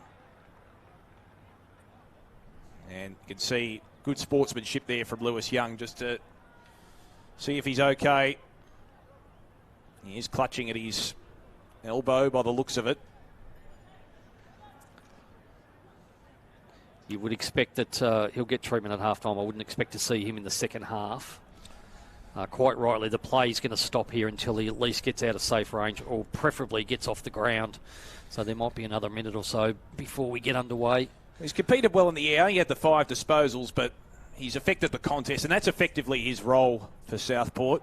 Well, he's also the backup for Crossley. Now, Crossley's not going to be too alarmed by having to do most of the ruck work. He's a real workhorse like that, but it does then change their setup. They put Spencer forward at the moment, Southport. Play gets underway. So Carroll tries to barge his way through. Woodcock slings him to the ground, holding the ball. Good tackle from Boyd Woodcock, who's averaging 29 disposals per game this season. Big accumulator, Boyd Woodcock. 14th possession today. Drives it inside the 50. Dixon's got 3 against him. They've really done well, the Blues, to get the numbers against him in every aerial contest, but that does leave a few options open. One of them, Lockhart, who takes the mark. He's asking for another metre because he knows he's right on his range here. He should be able to cover the distance. It was Edwards who had the crumb at ground level. He's a left footer, so he didn't want to run to the outside. Found a teammate. Short kick, found Lockhart. And in the context of the game, it's a fairly important kick. Wiley Buzzer looks like he's going to go down the race, get further treatment in the meantime. Jay Lockhart to bring the margin back to 13 points on the half-time siren. He's missed to the right, so only a minor score. So it's a 3-goal game here in favour of the Blues, who coming into this game, bottom of the table against the 4th place Southport Sharks. And Cunningham gets his first touch, gives the hand pass out. Blues try and win the clearance through Marr. Broke the first tackle, just got away from the second. Gives it off to White. Now a big chance for the Blues here. Cunningham again. Hand pass inboard. Opportunity here for Hogg. Kick to the top of the goal square. Almost chopped off. McMahon gathers the spillage and dribbles it through for a goal. Perfect start to the third quarter for the Blues. It's almost like a set play in some ways that the Carlton coaching crew would have been wanting. Cunningham involved 2 or 3 times. Yeah. Fresh legs on the ground. He's an outstanding player, I believe. Young Hogg looked very familiar. The kicking action looked very similar to his dad then. But McMahon, we spoke about he and Dixon being quiet in the first half, but we knew they were going to have an impact at some stage. He doesn't need anything more than a half chance to convert McMahon. Great start for the Blues. We should mention Billy Wilson, who had 13 touches in the first half, was very good in the first quarter. He was clutching at his right knee, testing it at half-time, had a bit of bandaging there, and he gave the shake of the head, so we might not see him in the second half. No, the telltale sign was he took the headband off, Damien, so I don't think we'll see him. And Wiley Buzzer we don't expect to see in this second half after that injury late in this first half. Blues just winning the clearances at will at the moment. Chance for Shannon. Captured by White. Shannon got the hand pass away. Boyer, very heavy collision there, and he's down. Carl, shoved to the ground. Joyce got the hand pass away. Moyer still on the ground behind the play. Here's Dawson. Chances the arms, and a bit of a legging there, so Dawson will receive the free kick. Moyer just getting to his feet, but stumbling. You think he's going to come off for an assessment. It's got all the hallmarks of a head knock. He's holding his shoulder as well. So Moyer be helped off the field. In the meantime, Heron goes long. Aquay just couldn't quite take the mark. Here's Dixon looking to insert his imprimatur on the contest. Gives it back to Woodcock. Chips it short laterally. Didn't travel the required meterage to Crosley, but he thumps it inside the 50. Big Flyers want it. Foot was there. Unable to take the mark. He dives on it. Foot does well. Gives a hand pass off. Lockhart. Now Dixon. Can't get boot the ball. Tries to go off the ground. It was almost in danger. Still the ball in dispute. Durden gets it out to Botlop, and the Blues are away. Here's Binns. Kick to centre half back. Through the legs of Murkov. Virtually nutmegged him. Gray gives a hand pass back. Spencer. They work it out okay. Drilling kick is going to find Sexton. And Jack Sexton could line up for about 43 metres out. Slightly better than a 45-degree angle. There's action aplenty early in this second half. Moyer will get assessed downstairs. He's off the ground now, just under the interchange bench. Hasn't gone in the rooms. But a good opportunity here for Sexton. He was quick to put his hand up and say he's got the distance covered. Be a nice response for Southport. So Sexton from 47 metres out. It's swinging and misses to the right. So minor score. So the margin now at 23 points, 8-6 to 4-7. Both sides have had their fair share of opportunities. They have, and just reflecting, Jack Carroll leads all comers with 17 possessions in this game. Woodcock, Will White, Jesse Joyce, Gray and Dawson all with 15. Southport players getting their hands on the footy late in the second half. Hogg looks towards Petnet. Strong mark on the third attempt. Ned Carl further up the ground offering an option. He uses him. Carl, did he have the arms chopped? Doesn't matter, he regained it, gives it off. Mars' kick into the pocket is off the side of the boot and it slews out of play. So Southport have a chance to repel. Normally like to shift the ball laterally here, switch the play. Spencer's got it. He's got Jepson at full back if he wants to go across the defensive goal face. He does. Motlop was bearing down, but Jepson, well, he slipped over. Anyone who grew up in the old era of not kicking across goal would have had hearts in the mouths then. Almost Gubby Allen-esque. Yes. Here's Joyce, centre half back, kicks towards Dixon. Good mark. Oh, and if he goes, they're out the back here. Look at this. An open 50 beckons. Lockhart will take the mark. 45 from goal. He's got Sexton running. He'll chip it in that direction, and the mark's been taken by Will Sexton. He can go back and shoot from deep in the pocket. He's got Edwards on offer, but he's going to take the initiative and have a shot himself. Yeah, both Sextons getting a shot on goal early in this second half. Once Dixon took that mark, he had the awareness to turn and go. Too hard to defend that. Not an easy kick this, though. So Will Sexton, 25 metres out, hits the woodwork. So a couple of opportunities in the last minute or so for Southport. And they were gettable as well. So will they live to rue those? 22 points the margin here in the third quarter. Marchbank to bring it back in. Yeah, the 4-8 starting to look a bit ugly in terms of conversion for Southport. Marchbank, bit of a floater off the boot in the end. Ramshaw was at the base of the pack. I think there's a free kick going the way of the Sharks. Out of zone umpire calling that. Gray should get the free kick. It's just infringed upon there. Gives the hand pass off. Heron kicks into the pocket looking for foot. Just went over his head. Maybe not the best delivery as Herring gives the apologetic hand, but we'll have a throw in. Southport, number of repeat entries inside their forward 50 in the last few minutes. And Hugh Dixon giving some advice to his teammates further up the ground, saying just kick it to me. But you're spot on there. Carlton have got the conversion, but Southport have had the dominance the last few minutes. Petnet tried to kick it out of the air. In goes Prout. White receives. He's had a bevy of touches, hasn't he, in this game? That kick touched off the boot. Monahan was the target. Here's Joyce. Didn't believe he had so much room, but he did. Lockhart back to Heron. Good poise. Here's good poise. Big chance here. Kick by Jepson. Looking for Dixon. Well done, Marchbank. Just held his nerve. Took an uncontested mark at the end. He's a very composed player, Marchbank. Certainly at his best inside the defensive 50. This is Hogg.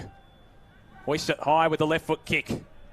Big fly at the back for the big man Petnet. Called to play on. Got the kick away. And now Binns loops it over the top to Ramshaw. Back it comes to Binns. Quick transition here from the Blues on the outer side. Marr can go for a run. Open 50 beckons. Marr sends it long towards McMahon. Can't quite take the mark. Monahan scouting the pack. Picks the ball up. He's brought to ground. Shannon tries to get the hand pass off. Good pressure from McMahon. Lemmy applies the tackle. It's a hot footy and we'll have a ball up deep in the forward zone for the Blues. Now, I think it was Matt McGuinness going back with the flight with the crucial spoil. Then they had numbers over the back.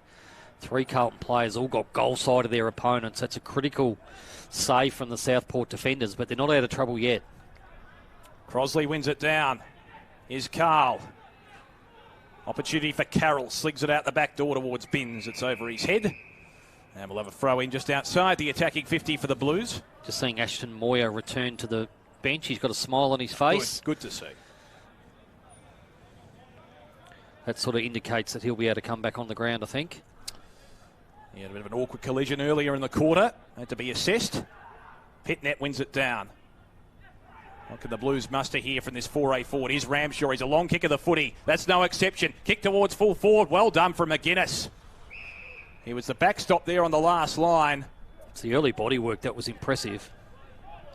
McGuinness done well on McMahon in that one-on-one situation. Jepson took it just inside the boundary line. Here's Sexton. Jack Sexton at centre half-back. Working it methodically forward here, the Sharks. That's a long kick from Sexton towards Dixon. Here comes a Quay. Trademark intercept. Brings it down to ground level. There's Gray. Dixon picks it up. Good pick up as well. Hand pass to Sexton. Big opportunity for the Sharks if they could utilise a couple of opportunities. Edwards will take the mark. And he can line up from point-blank range and just simply snaps it round the body. And a goal to the Sharks. And that brings the margin back. Yeah, well done by Hugh Dixon, involved again. I just think every time he's involved in a positive way, good things happen for Southport. They're getting the ball in a little bit quicker. A Quay, fantastic intercept spoil, but they were able to get the numbers back at ground level, Southport. And a very handy conversion there. Edwards has been doing a lot of running off the ball. He's the off-ball wingman on that occasion. I thought they were going to square the ball up to a spare player behind him, but good pass, an easy conversion for Edwards. Sometimes you do hold your breath a little bit when they play on, but he was virtually right in front, so you can understand why. Yeah, he didn't want to go back on the angle, I don't think. Something about players having shots from close in on an angle these days doesn't really doesn't make them that happy. 8-6 to 5-8, margin back to 16 points. Sharks have been propelling inside the 450 on a number of occasions. Umpire called play on there. Pitnet got a little knocked down. So that almost went outside the circumference of the centre circle. It spoiled away from Monahan. Here's a chance for White. He's had a good game today. He was good against the Bombers a couple of weeks ago as well. Hand pass to Carroll. No, throw according to the umpire. Bit of a scoop. Bit unlucky. Go back to that centre bounce. Both ruckmen gave up on it, expecting it to be called back. Umpire didn't want to spoil his stats. Shannon. Oh. It's a low drilling kick. Carroll with the intercept. He was trying to find Dawson. Maybe just a little bit too cute along the line in hindsight. Yeah, maybe just honouring the captain too much. But no damage done in terms of turnover. They're going to have to set up again, but they've been getting to work at these stoppages. You think Dawson and Boyd Woodcock are just going to continue to grind away in this second half? Dawson had a good second term after being in the land of the missing in the first. Pitnet with the hand pass. Here's Dawson. Another give. Woodcock. They combine well the big names. Gray back to Joyce. Back to Gray, who's accumulated a lot of the footy today, hasn't he? Particularly across 17 possessions. Yeah, half back and half forward when he's been there. Spencer across the defensive goal face. Foot with the pink boots. He's got Williams short. They really want to take a mid sort of range option here. Foot takes his time. Kick out wide's going to be chopped off. Well done from Marchbank. Yet another intercept mark for him. Chips it short. Lewis Young. He's got Moyer short, who's back on the ground. Went over his head at the end. Edwards kicked the last goal. Quick hand pass. Dawson. Caress through the oncoming tackle. It gives it off. Clark out wide. Dixon. He could take it a go here. Palms it in front of himself. Tried the evasion. The big man slipped over. And the umpire calls for a stoppage on the outer side. He competed well. Then they got away with one. I think it was actually it was Edwards with the intercept kick out of the back half. They were lucky to get away with that. But then again, you've got Crossley up against Murkov here. It'll be the body versus the height. Well, Crossley got to the front spot at the end, palmed it down. His foot, been electric. Gives it back. Quick kick forward from Joyce towards the 50. Slat forward by Sexton. There's no one home for the Sharks. Quay, well, a bit of a miscommunication there with Young, but Lockie Young tried to remain composed. No. High tackle. He got away with Just a warning. Oh, no. There was a bit of mayonnaise. I'm trying to pick who's that on the mark there. Will Sexton. He just accentuated the contact, but gee, you don't want to be doing that on your last line. I thought Lockie Young put out the fend then, so was lucky not to be pinged. Umpire saying he was taken high. Just drama everywhere in that contest. It's a throwback to the old days, isn't it? I'm trying to Percy think. Jones. It looked like, was it Noah Cumberland who had a little bit of a brain fade recently and gave up? It was very similar to that. But Young releases here. Carlton skipper goes out wide towards left half back. McMahon's come a long way up the ground. Here's Dawson. Dribble kick forward into the path of Sexton. It's taken to the ground pretty heavily and we'll have a ball up. The characteristic of this game, you see all the Carlton players pressing up to help their defenders. There's 14 Carlton players inside defensive 50. It's going to make it hard to get a clean clearance here. Burkhoff taps it down. Here's Dawson. Gives it off. Foot. Kick towards full forward. It's going to be touched on the line by Durden. And through for a minor score. So 5-9, they've been somewhat inaccurate, the Sharks. 8-6 to 5-9 at the moment as we approach the halfway mark of this third quarter. Kick out looking for Marchbank. He's against two here. Was he held on to? Monahan out the back door. The Irishman will chip it short. Moyer. Good to see him back on the ground. How about that?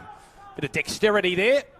Goes short to Murkov. He's got Moyer running. Good follow-up from the young man. The young South Australian. Hand pass missed Carroll in the end. Dawson will capitalise. Chips it short to Shannon. So that could be a costly error. Shannon on centre wing. Driving left foot kick towards Dixon. Did all the body work and took the mark. Umpire allows it. Dixon goes short inbound. And the mark's been taken by Joyce, one of the leading possession winners on the ground. Need to settle here. They certainly do. He's decided to go laterally as well because there are about three players on, and Jepson, who's come a long way up from defence, he'll have a shot from directly in front on the 50. Yeah, I thought Shannon going long on the wing here, I thought that was the wrong option because Dixon was 1 on 3, but he managed to do some fantastic work and then unselfishly squaring the ball up. They, almost like playing chess, they just shifted the ball to the central corridor. Big kick this one in the context of the game for Jepson. Is to bring the margin back to 9 points. Jepson from 49 metres out. He's hooked it to the left. Another opportunity goes begging. And they do say bad kicking's bad footy. 8-6 to 5-10. They're still in the game, the Sharks, but just not converting their opportunities. No, up to 15 shots to 14, so they're leading that category, but still trailed by the 14 points. Marchbank to Prout, who sweeps it to Lewis Young. Back to Prout at left half back. Off a step. Tries to size up the options. Foot was lurky, wasn't he, to try and intercept, but didn't quite come off. Binns. Quick hand pass. Now an opportunity for the Blues to go forward. Left foot kick by Prout towards Levy, who's got two to beat. Forced it down, Motlop. Burrowed into the turf. Good effort in the end by Lemmy. Thought that was going to be an easy intercept mark for Mackenzie Willis. Just got the late fist in and gives themselves a chance to reset. Murkov up against Dixon doing some ruck work. Yeah, he's come a long way up the ground as well. I've been impressed with his work rate this quarter. Cunningham slings the hand pass out. Willis in a confined space. Heron just got the kick away in time. Durden competed well in the air. Just palmed it to ground level. Extraction from the Blues has been superb today. Lewis Young chips it short. Now a big opportunity here. Hogg with the hand pass. Kick towards full forward from Binns, looking for Motlop. Couldn't take the mark. Jepson. Need to find a short here. McGuinness, Spencer. Kick down the line is a dangerous one. Just bounced. Inch perfect, as they used to say, inside the boundary line. We'll have a throw in. Outstanding result for Southport there. So with Dixon going full into the ruck, Marchbank's a spare defender behind. So going with any level of speed or any length on the ball for Southport, just going to come back the other way. They'll need to communicate here. Going to have to be very precise with their ball movement. They're going to need to find a forward option, though, inside forward 50 Southport to compensate, with Dixon being in the ruck. That's the only thing. Lord, the debutant, streaks away. 70 metres out, floating kick towards Levy. It's a fickle bounce. McGuinness, easy pickings for him. Gives it back to Jepson. Now they can traverse down the outer side here, the Sharks. Here's Edwards. He's going to have to find that short option. Looks for Willis and finds him. So this will be a slow ball movement you would expect. Foot offering a short option. But I wouldn't be surprised that they do exactly this. Switch the ball. Stifling any momentum the Blues may have. Here's Clark. And they find the release option. And then they've got Dixon further up the ground if they want to use that. Shannon coming up for another possession down the line. That's possession number 17 for him. And here's Dawson, who's the leading possession winner on the ground. This will be his 21st. Dawson confronted by White. Waits for the overlap hand pass option. Shannon again. Driving left foot, kick into the pocket. Woodcock was lurking behind, but Lewis Young takes the mark. His first kick was unbelievable, Shannon. The second kick, not so good. It's a luxury for the Blues to have players like Young and Durden. A Quay who can intercept. Might turn this over. No. Grab the arm in the contest. Well, it was a risky kick from Lord towards Marr, who'll get the free kick just backward of centre in the corridor. So Marr coming up for position number 19. He leads the Blues players today, along with Jack Carroll in that respect. Kicks towards Prout. Well done from Shannon. He's had a good quarter, hasn't he? Campbell Lake. Oh, that was like WWE style or AEW, whichever one you like. Lake gives the hand pass away. Good poise and composure. Hand pass back. Gray. Now along the line. Aston. That's a good kick. Now they're equalised in front of the ball. Will Sexton drills it inside the 50. Ramshaw came in with the heavy spoil. Hand pass from Sexton to Lake. Now Lockhart gets it open. Look from 30 metres out. And he drills it through the centre.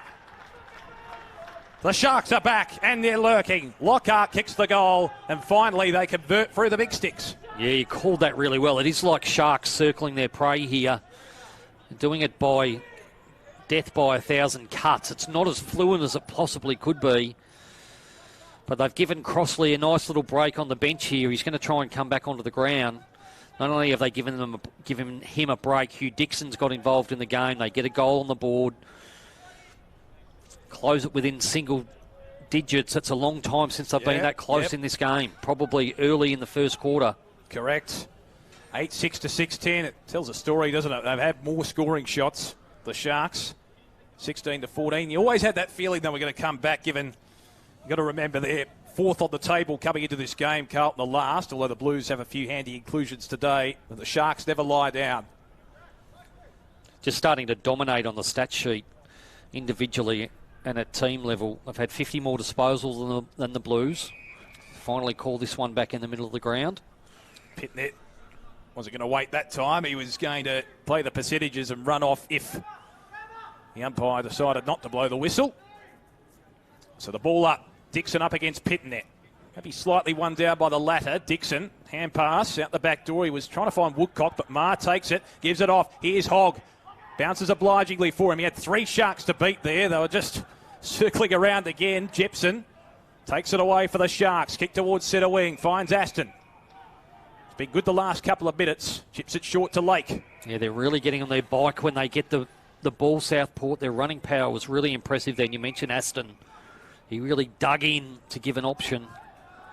They've still got this spare defender in Lewis Young behind the ball now, so this is going to be a little bit of the ball movement we expect to see.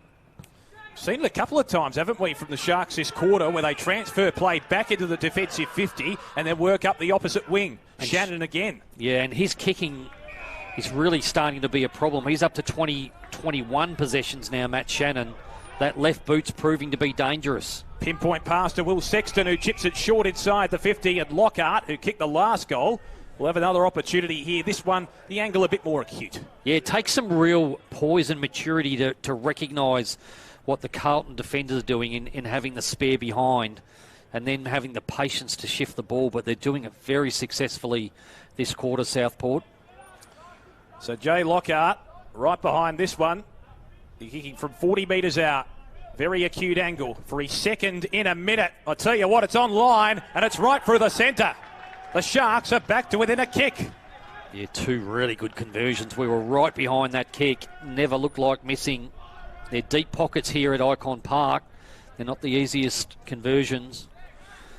But we mentioned that the momentum of these games, it's well and truly in Southport's favour at the moment. Still another 9 or 10 minutes left in this quarter.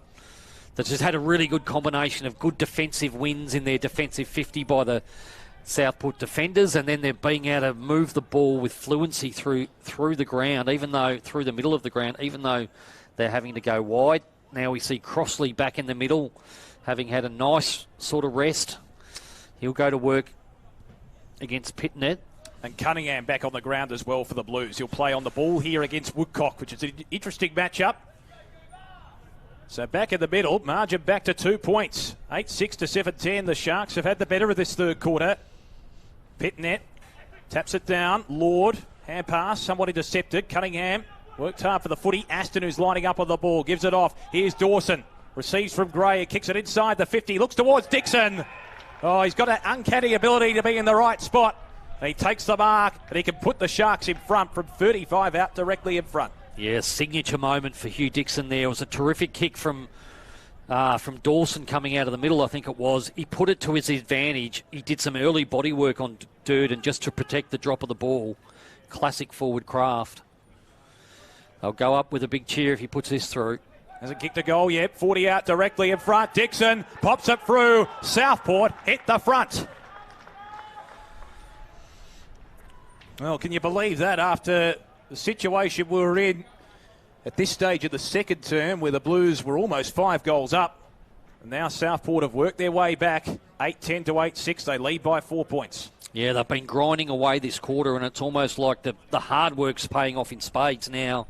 That must be 3 goals in the last 4 or 5 minutes. Yep. Lockhart with the 2. Really good work by Aston through the middle of the ground. You mentioned he's been significant in this quarter.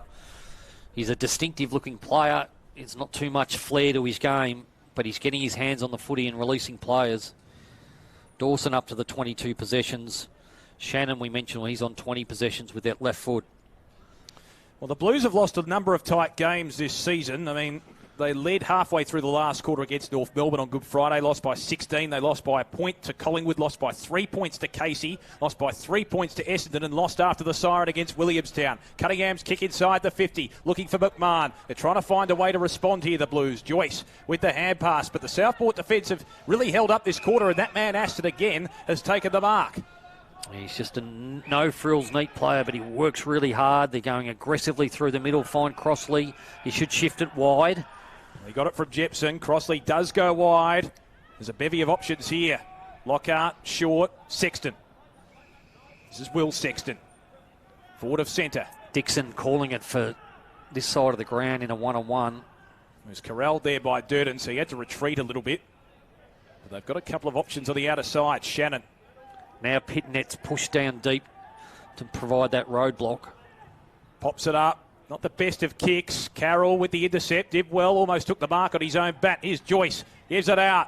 Chance for Sexton. Snap by Will Sexton towards full forward. Lewis Young getting back as the goalkeeper. Just rushes it through from behind. 5 points the margin now. Yeah, risky kick from Southport into the turnover corridor, but they managed to win it at ground level with Jesse Joyce. He's been a terrific player today. He's had the 20 possessions as well.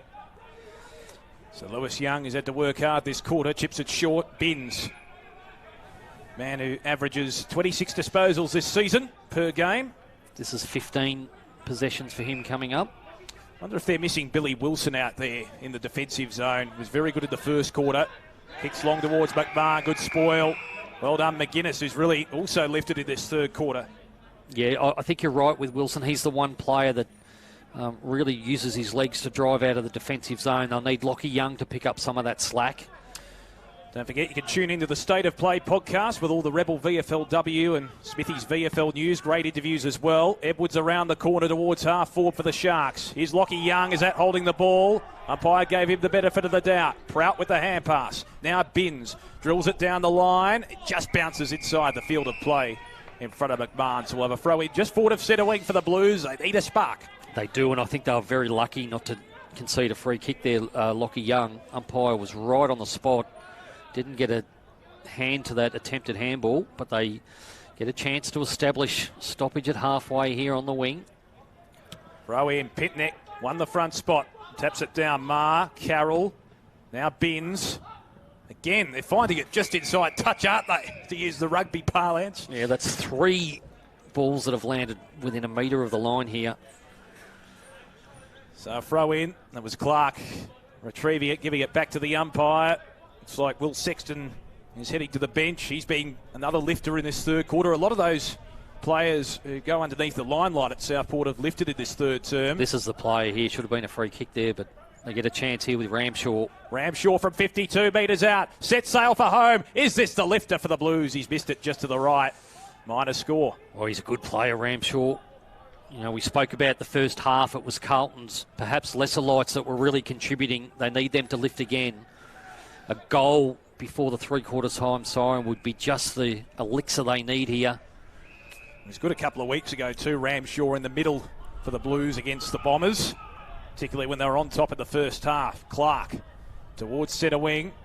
Motlop bearing down on Lockhart. Lockhart sends it high towards half forward. That's a well good done. mark because Aquay was bearing down from behind. So Dixon Lockhart. one-on-one with Young on the lead here. Lockhart looks towards Dixon. Was almost shoved underneath it by Lewis Young. Umpire almost went down behind the play. Pitnet with the tackle. Thought that was a mark to the Carlton defender. The umpire blindsided though. Well, the non-officiating umpire went down, tripped over his shoelaces, I think, and he's just limping a little bit. That'll be a fine during the week, I reckon. Barr brought down by Crosley. It's a hard nut to crack, as they say. Ball up again. Yeah, it's a signature move from Crossley. He's such a good tackler at ground level. Crosley wins it down. Lake can manufacture something out of nothing. High kick towards full forward. Dixon going back with the flight. Couldn't take it. No score in the end. Bins. Lewis Young sweeps it out with the hand pass. Done. Monahan using his Gaelic footy skills and finds Ramshaw at right half back. Oh, that is an unbelievable kick from Monahan. The hand to ball boot movement was very quickly. Here's Levy in the front spot. Spencer with the spoil. Lake confronted by Levy, who's wanting to work into the game. Edwards, hand pass into the path now of Williams. He's come up the ground. Followed his man, really. Lockie Young to Bins. Chips it to centre wing. Spencer fires out the hand pass. Rocketing it to Lake, who's lifted in the last 5 minutes. Lake with the chip pass. It's a good one. Here's Sexton. Quick hands. Dawson into the corridor. It's a risky kick because Motlop's coming. Affected the spoil. Well done, Jesse Motlop. Kicked 2 goals in the first quarter. Gives a hand pass off to Carroll. Carroll feeds it back to Marr. Now they've got players in the corridor. Back to Motlop. He's got an option out wide. He'll use him. Lockie Young can go for a run. 70 metres from home. Levy's the option. Levy's the marker. Beautiful work from Lockie Young and Jesse Motlop through the middle of the ground. You called that. It was a risky kick from Dawson. Was going to pay off one way to one side or the other. Motlop with 2 or 3 efforts found Lockie Young on the outside, and great connection between Young and Lemmy.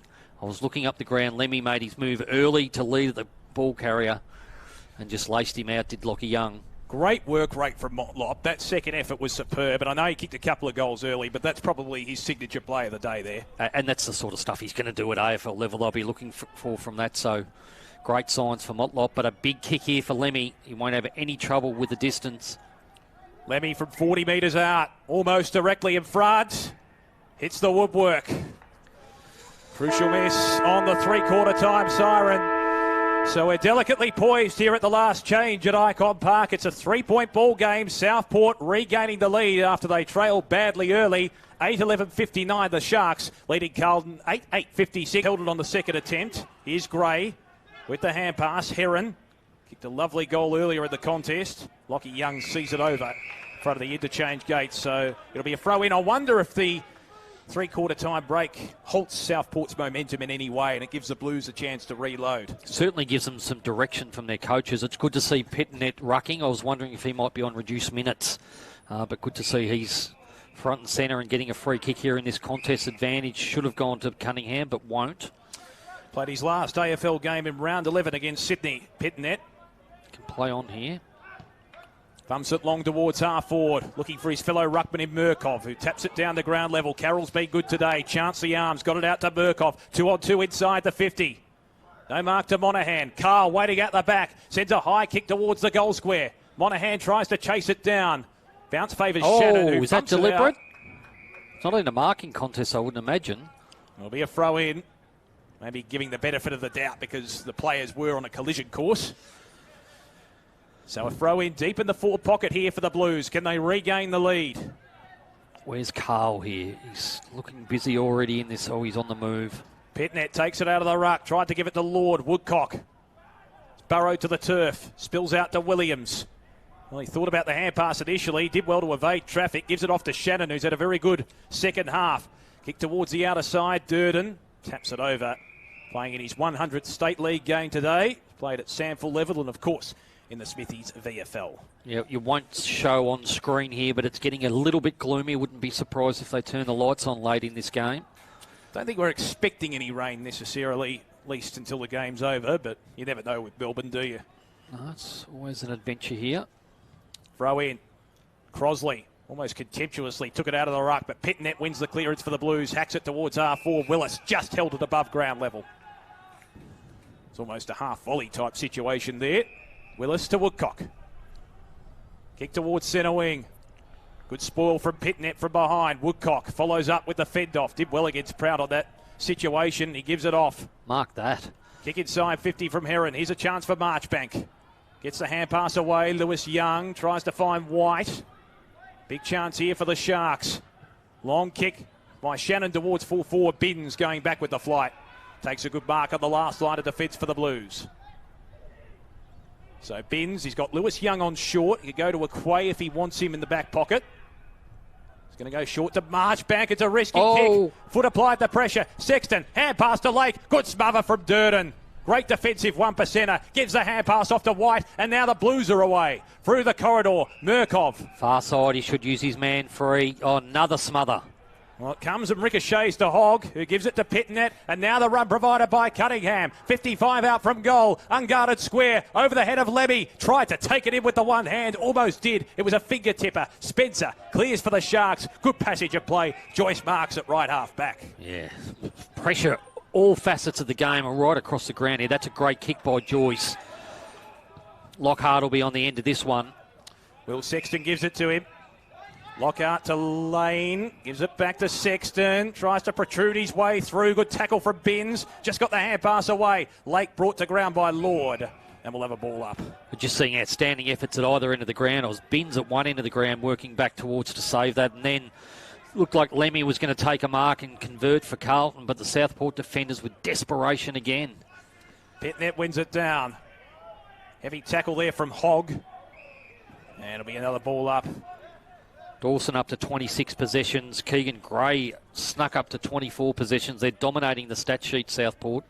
But the Blues are hanging in here. Ball up again. Crosley against Pitnet. Here's Dawson again. He's been very good since quarter time. Kick towards Dixon. Good spoil in from the side there. Coming from Prout. Foot. Tried to go out a bit. Yeah, it wasn't a bad effort. It went out of play initially, I think. It did. If it by miracle stayed in, it was going to be a miracle goal by Southport. Trying to emulate a few strikers in the Euros, of course, which are on at the moment. Boyd Woodcock's pushed down here to be right under the feet of the ruckman, putting some blocks on for teammates. He's got a tag against him here. Ball in, Pitnet tried to go out of the air. Here's Cunningham around the corner. Come onto the ground at the start of the third quarter. Murkov was a clever slap out the back door towards White, who's had a good game. Tries to paddle it to his advantage. Spencer, numbers win out. Spencer gives it to Joyce. Sharks work it forward here. Joyce, that's a floating kick off the boot. Pitnet in best position, but Dixon over the back. Takes the mark. He was second in line and says, I'm going to take this one. He could line up from pretty much the 50-metre arc. Yeah, it's not the sort of delivery you'd be expecting coming inside forward 50, but sometimes those floating kicks just makes it harder to judge for all the peripheral players. That's an outstanding mark by Hugh Dixon. Mentioned it hasn't really been his day. The ball hasn't been on a platter for him. But I love his work rate. He stayed involved. He's starting to reap some rewards in this second half. Going for his second major. 11th possession as well. He has worked hard aerially. Dixon wheels round on the left foot from 49 metres out. He's hooked it to the right.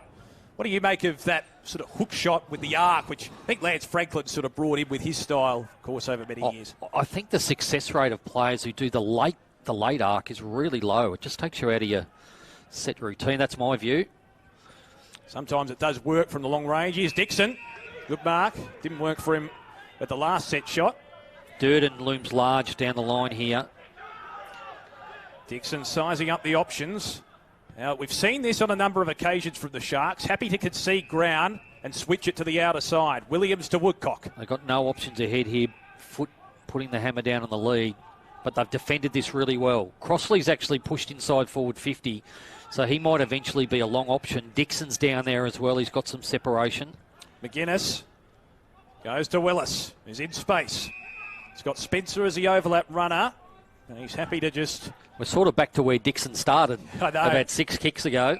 Edwards is going to go quickly and long. Crossley over the top. Crosley, almost a finger tipper. Dixon in there. Crosley with a tackle. Ball up, and it's deep inside Southport's 50. Yeah, sometimes it's difficult as a supporter to watch the... I'll come back to this. Crossley almost held off the ball there. Dixon gives it off. Trying to break away, Heron. Sexton, snap from foot towards goal. Well trapped there by Cunningham is a chance for Lewis Young. He's happy to concede a behind. I was just going to say, it takes real patience and skill to shift the ball the way Southport are doing across the ground and then trying to find another way inside forward 50. Oh, that's over the top. Gee, Ramshaw, no, he didn't get a touch to it. It's out on the full. This is the Heron pocket. Risky kick out, and as a result, Edwards finds Dixon. That could be a very costly error. Yeah, it's the skipper, Lockie Young, and as soon as it left his boot, you could see the tension on his face. just an uncharacteristic error from Lockie Young. He's such a poised player normally. This could be a little bit of a dagger for the Blues here if Dixon can push this through the big sticks. Ramshaw just lurched out to his right, trying to touch the ball in the field of play. In the meantime, Dixon. This could be a very critical moment in the game. 40 metres out, 45-degree angle. He's hooked it again. Behind. Well, that's the third behind of the first 8 minutes. All of them have been opportunities they could have converted. 8-14 to 8-8. Well, accuracy certainly has been a problem for the Sharks today. Marchbank goes long. Good mark from Dixon. His marking power certainly has been very good today, particularly in the second half. Takes another intercept grab there. Yeah, that's his third contested mark of the quarter. Oh, he might even have a ping here. Left too much latitude, really. Kick by Dixon towards full forward. They come from all directions. Kick off the ground. Is it a goal to Sexton? No, just missing to the left. But it could be a handy point. It's a 7-point pool game here at Icon Park. Yeah, that may very well be there. Lockhart, some great desperation in the air to go for that marking contest. Aquay with the ball now. I think it's only his second possession of the day, Aquay. Yeah, he's certainly affected a couple of spoils and taken a couple of intercept marks. Moyer. Short kick is okay to Durden. Right half back. Well, he tried to move on a little bit too quickly. Good smother from Joyce, and the follow-up tackle was a bit overzealous. And Durden not liking the attention either. Gee, there's been some important smothers in this last quarter. They'll get a second crack at it here, Durden, at right half back for the Blues. They trail by 7 points. They've lost a number of close encounters this season. They lost to Collingwood by a point, Essendon by 3 points, Casey by 3 points, Williamstown by less than a kick. Pitnet palms it down. Motlop immediately grabbed by Crosley. He's not getting out of that. Ball up at centre wing. Really need to respond, Carlton. You mentioned it's out to a 7-point lead. It's been just by behind after behind. Motlop with an opportunity. Great step. It's been good today. Motlop hacks it inside the 50. Big chance for the Blues here. White was camped underneath it. Bounced away from him. Good persistence from White. Gives a hand pass back to Binns. Chips it short. And a man who's had plenty of the footy today, Marr, takes it on the 50, coming up for possession number 23. Binns wanted the hand pass. Marr happy to take the initiative and have a shot. I've seen the ball carrying quite well at this end of the ground. It's going to take a 52, 53 metre kick, and he'll probably do the wraparound here that we spoke about, Damien. There he goes. From 53 metres, Marr gives it all he's got. Goes to the goal line. McMahon flew high. Good spoil there and fist from Clark, who copped one himself. Does get the margin back to that 6 points, though. Yep. Let's see if they can keep the ball in their half of the ground.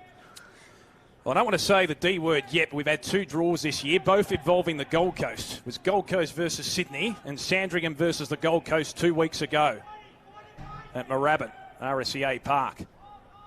Geez, that's good poise with the ball in hand. Joyce on the end of it. Going to have to play on here. Williams couldn't take it on the half volley, fumbled. White pickpockets him. Might have been partially smothered off the boot. Woodcock, is he going to be paid? He is, so it wasn't partially smothered. He had Lemmy free early there, Will White, if he could get the ball to boot. He's been a very good player today, White. Really has. Just with his endeavour. Woodcock looks for Edwards, couldn't take the mark. Dribble kick okay from Binns. Finds Prout, just got the kick away in time. Inside the 50, he pops it up. Waiting out the back door, White gives it to Cunningham. And Cunningham snaps a beauty. Scores a level at Icon Park. There's the class of Cunningham. We mentioned he came on at half-time, obviously on a limited program. Will White again up to possession number 20. He's only lightly framed, White, but he's neat with ball in hand. Good kick. Picked the right option then, and Cunningham. It's put down your glasses when he gets the ball in that situation. Well, he's returning from a calf injury. He's played just a few games at AFL level this year. His last was against Collingwood in round 9. Looking to come back into the AFL lineup. He's had limited minutes. He only just came on the ground when Wilson came off at the start of the second half. He made an immediate impact, didn't he, in the third quarter with a few touches, then went out of it. They've sort of managed his minutes a bit, but that's a crucial play. Yeah, it's the first time he's really been able to get forward to centre with ball in hand. Most of his possessions have been, he's up to 7 possessions now. He's had at least 4 through the centre bounces. wind up on the ball, hasn't he, when he's been out on the park. So, scores level at Icon Park. Crosley wins the clearance, spirals it inside the 50 for the Sharks. That's a great mark from Marchbank. Well, they're good hands. Very strong hands, because they're hard to mark, those spirals, I can assure you. I think every player will say the same. Durden at left half back. No shortage of experience between their three bigs down there. Lewis Young, Marchbank, Durden, all experienced AFL players. Murkov, under this one. Palms it down, Edwards. Desperate stakes at the moment, This is Lockie Young, trying to atone for his earlier mistake. Well done from Lord. The poise and composure there was superb. Just slipped a couple of would-be tacklers. Finds Ramshaw in the middle. Chip short to Marr. He's been good today. Xavier Marr in the middle of the ground. That's not a very good kick. And Shannon chops it off. Yeah, Shannon just taking his time there. Goes short. Heron. Well, we see a big game-winning play. Heron kicks towards left half forward for the Sharks. Lewis Young palms it down. Ramshaw stood up in the tackle. Needed to. Durden was going to struggle to find that at ground level. Again, just call it ball security. Didn't give the ball up. Gives them a chance to reset. Scores level. We're gone 14 minutes in this last quarter. Murkov wins it down. Dawson's been very good since quarter time. Off to Aston, who had a good third quarter. Lines up from outside the 50. Sexton at the back. Well done, Durden. Concedes it behind, but it gives the Sharks the lead by a solitary point. Yeah, I've been really intrigued with Alex Murkov, I have to say. He's only had the 7 possessions today, but geez, he's got some athletic traits. I've been patient with him, but if he can find a way to be physically stronger, he's an intriguing prospect. Monahan taps it down. Sharks have the numbers around the crumbing area. Jepson. Get it back with the 1-2. Betty Jepson, the former Coburg player, kicks it inside the 50. Dixon in from the side, couldn't take it. Here's a chance now for Foot. He got it from Finch. Foot from the boundary line, misses. Says Jacob Heron, whatever you can do, I can do better, but he can't. That was a tighter angle as well. I suppose there was nothing too much just to the naked eye on offer at the top of the square, but I don't know, some coaches don't like it when they go for goal. Yeah, they are threatening at ground level, those, managing to get a few crumbs inside their forward 50.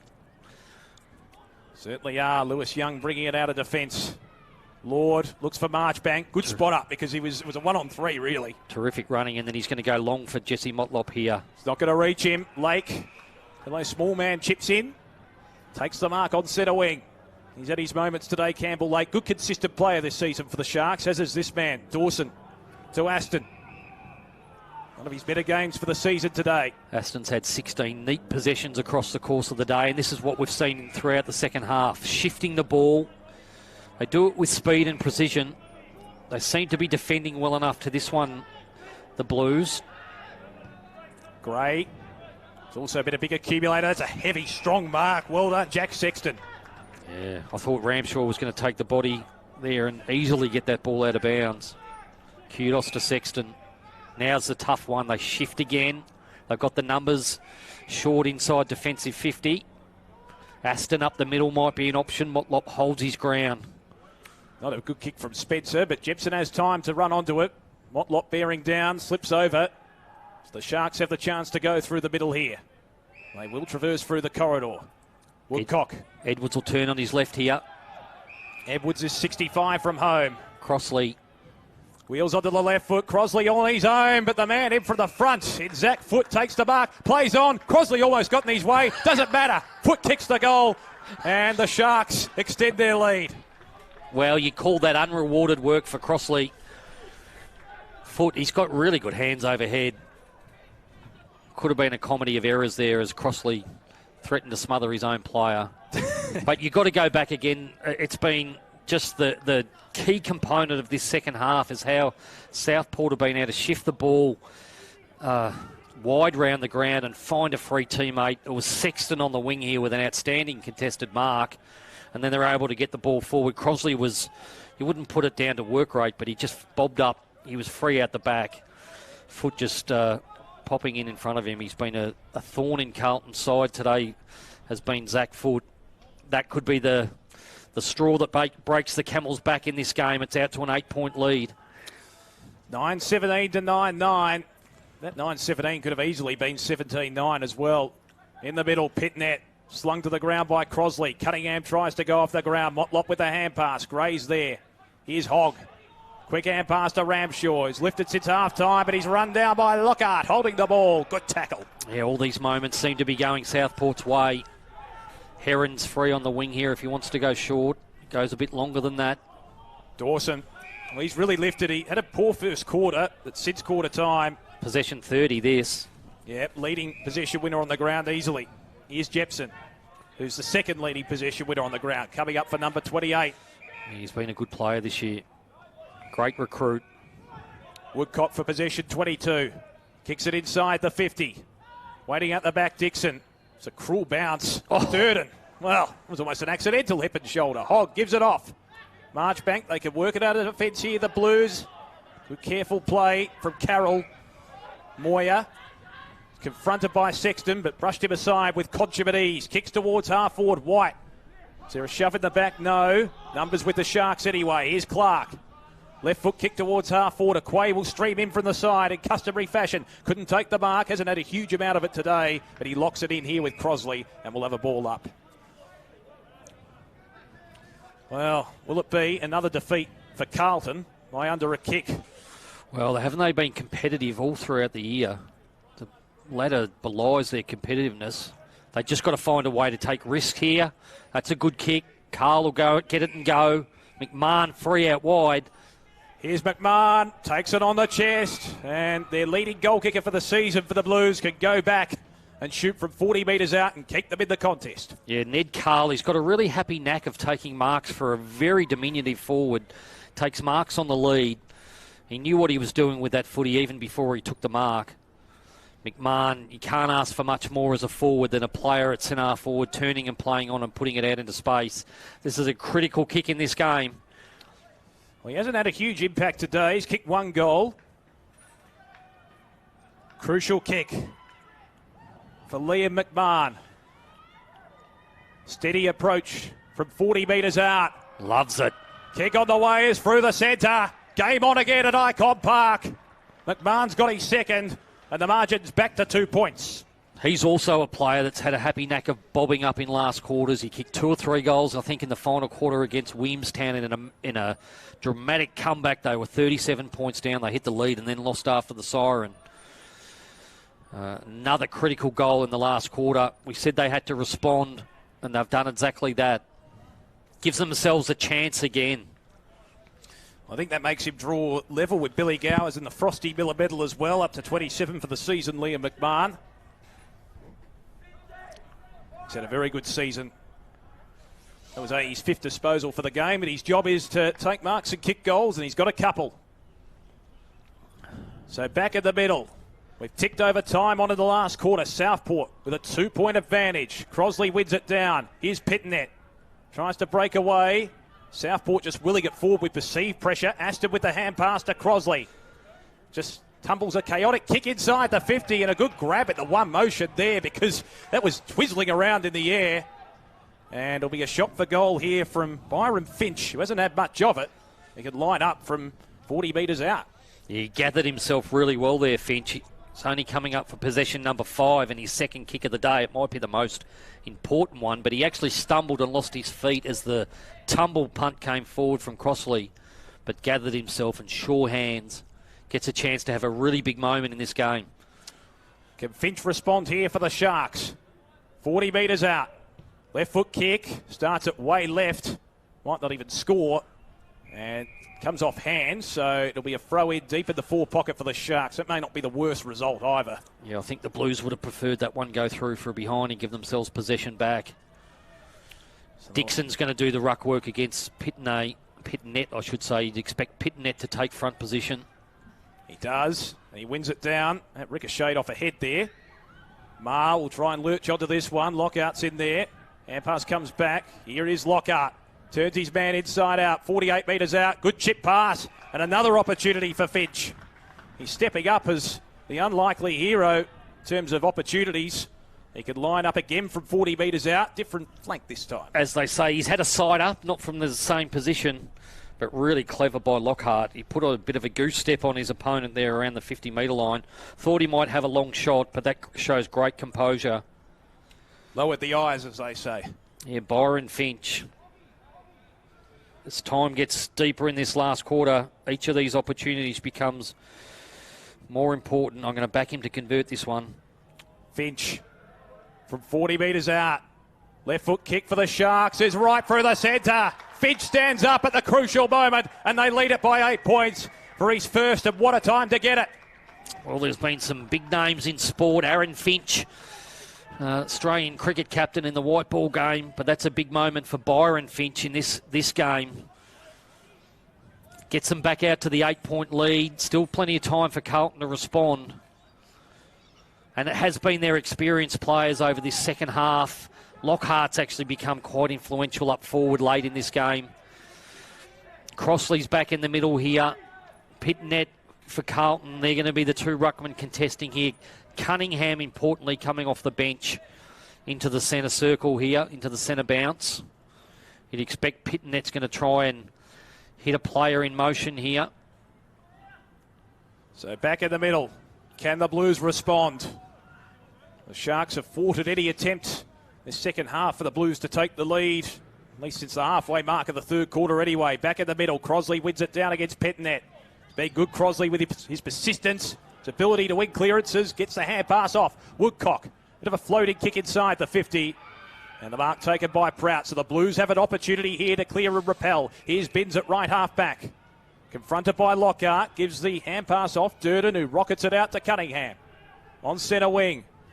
Dangerous kick into the middle. Might come off. Marr in the front spot. Couldn't take it. Aston hacks it on the boot. Spiral kick towards Dixon. Oh. He went in with great ferocity. Well done, Dixon. Gathered by Binns. At ground level, Prout went without it. Aston again going in hard for the football. High tackle. He wins the free kick. He's been good since half time. Oh, he's just been clutch. That was a big ball. Let's see where we go in the forward pocket. Lockhart. Well, he couldn't quite take it that time. Foot. Good follow up. Aston tries to break his way through. This could well be the sealer. It's another one for the Sharks, and they can celebrate through the agency of Lockhart. Yeah, we mentioned his name. That is the killer blow, I think. Competed hard at ground level then. The Southport forwards been able to win ground balls and then get handballs to teammates. Lockhart's been at the forefront of that. A player of his class is not going to miss those opportunities. Got to give credit to, I think it's through the middle of the ground, Brock Aston. Yep. He intercepted, I think it was Binns going inside. Binns is on the far side with cramp at the moment. He had a kick inside that looked like it was going to hit the midfielders in stride and they'd go forward. But a critical interception by Aston. I think he's up to the low 20s in possessions, but his influence has been, or he's 19 possessions now, his influence has been bigger than that. So Lockhart with a nice snap goal. He celebrated in kind as well. And it's going to be hard for the Blues to get back from here. 14 points the margin. We have seen stranger things. Cunningham tackled. And we'll have a secondary ball up. So we go on 26 minutes. They need 3 quick goals, the Blue Baggers. Crosley, that was a throw, surely. He's trying to go with the flick pass, maybe. I saw a clip of that on Twitter the other week. It was outlawed. Oh. Pitnet. Oh, gee. That was a heavy hit by Pitnet. Tell you what, Lockhart doesn't seem very pleased. He's just clutching at his nose at the moment. He was just trailing Lockie Young. He was coming past for the handball. I think he just incidentally ran into Pitnet. Crossley was auditioning for the Australian volleyball team with that attempted handball earlier. The Blues need to go, and they need to go quickly. Lord slaps it forward. Here's Jepson. Quick hand pass. Woodcock, composed. Thought about going backwards. Instead goes laterally. Dawson. You can hear the instruction from the Southport players. They're going to run the clock down here professionally. Dawson will go short. Heron get the lovely goal in the second term from the forward pocket. Smithy snag, of course. Long kick by Heron. Towards Crosley. It's off hands. Trying to pick the ball up foot. Gives a hand pass off. Here's Young. The Lewis variety. Just persisting, aren't they, the Sharks? Prout with a tackle. And we'll have a ball up. Yeah, they've just been able to win ball at ground level in the forward half, or at least put pressure on to maintain the territory. That's been the difference, the winning factor in this game. Pitnet takes it out of the ruck. Kick smothered. Marr goes in. Cunningham. Quick give. Out of the congestion. Kick by White's going to be chopped off. Woodcock happy to just milk the time, as they say. Been good in this last quarter. Woodcock, possession number 25 coming up. Goes towards Dixon. Had 2 against him. They've double-teamed him for much of the day. Marchbank picks the ball up. Spills out to Lockie Young. Now Motlop. Deep in defence for the Blues. Had a good first quarter with a couple of goals. Gets the hand pass out wide, Ramshaw. Yeah, that's a good option. They had nothing further up the ground. Carroll's had a good day. And now Hogg. He's worked his way into the game. The key acquisition. Ramshaw. Sweeps it out. Motlop. Kick inside the 50. Defenders there for the Sharks, although White will pick it up. Kick towards full forward. Carl manages to gather, and, well, he tried to weave his way around Woodcock, and that's a very hard thing to do. And it's through from behind. Well done from Woodcock in the one-on-one. Yeah, he's been tremendous as a leader for Southport today, working at both ends of the ground. We did pose the question of what would the coaches do at quarter time. They were going to lean on their senior players. Woodcock goes long, Pitnet with the hand pass. Hogg chips it inside the 50. Levy's got it. So we've gone 29 minutes. 13 points the margin. There's the siren. And Southport continue to strive to establish themselves in the top 4, and they've survived against Carlton. They were pushed for much of the game, but the Sharks grabbed the victory. They did what they had to do. An academic shot here from Levy. Won't make a difference to the result. And he's missed to the right. So that will make it an even 2-goal margin here at Icon Park. A great win for Southport when they were tested. They were inaccurate at times, but they get away with the win. Yeah, well done, Southport. Not the most glamorous win by any stretch, but you don't have to put descriptions on the ladder. They'll walk away very happy with this. And for we see down here, Wiley Buzzer looks like he's left arm.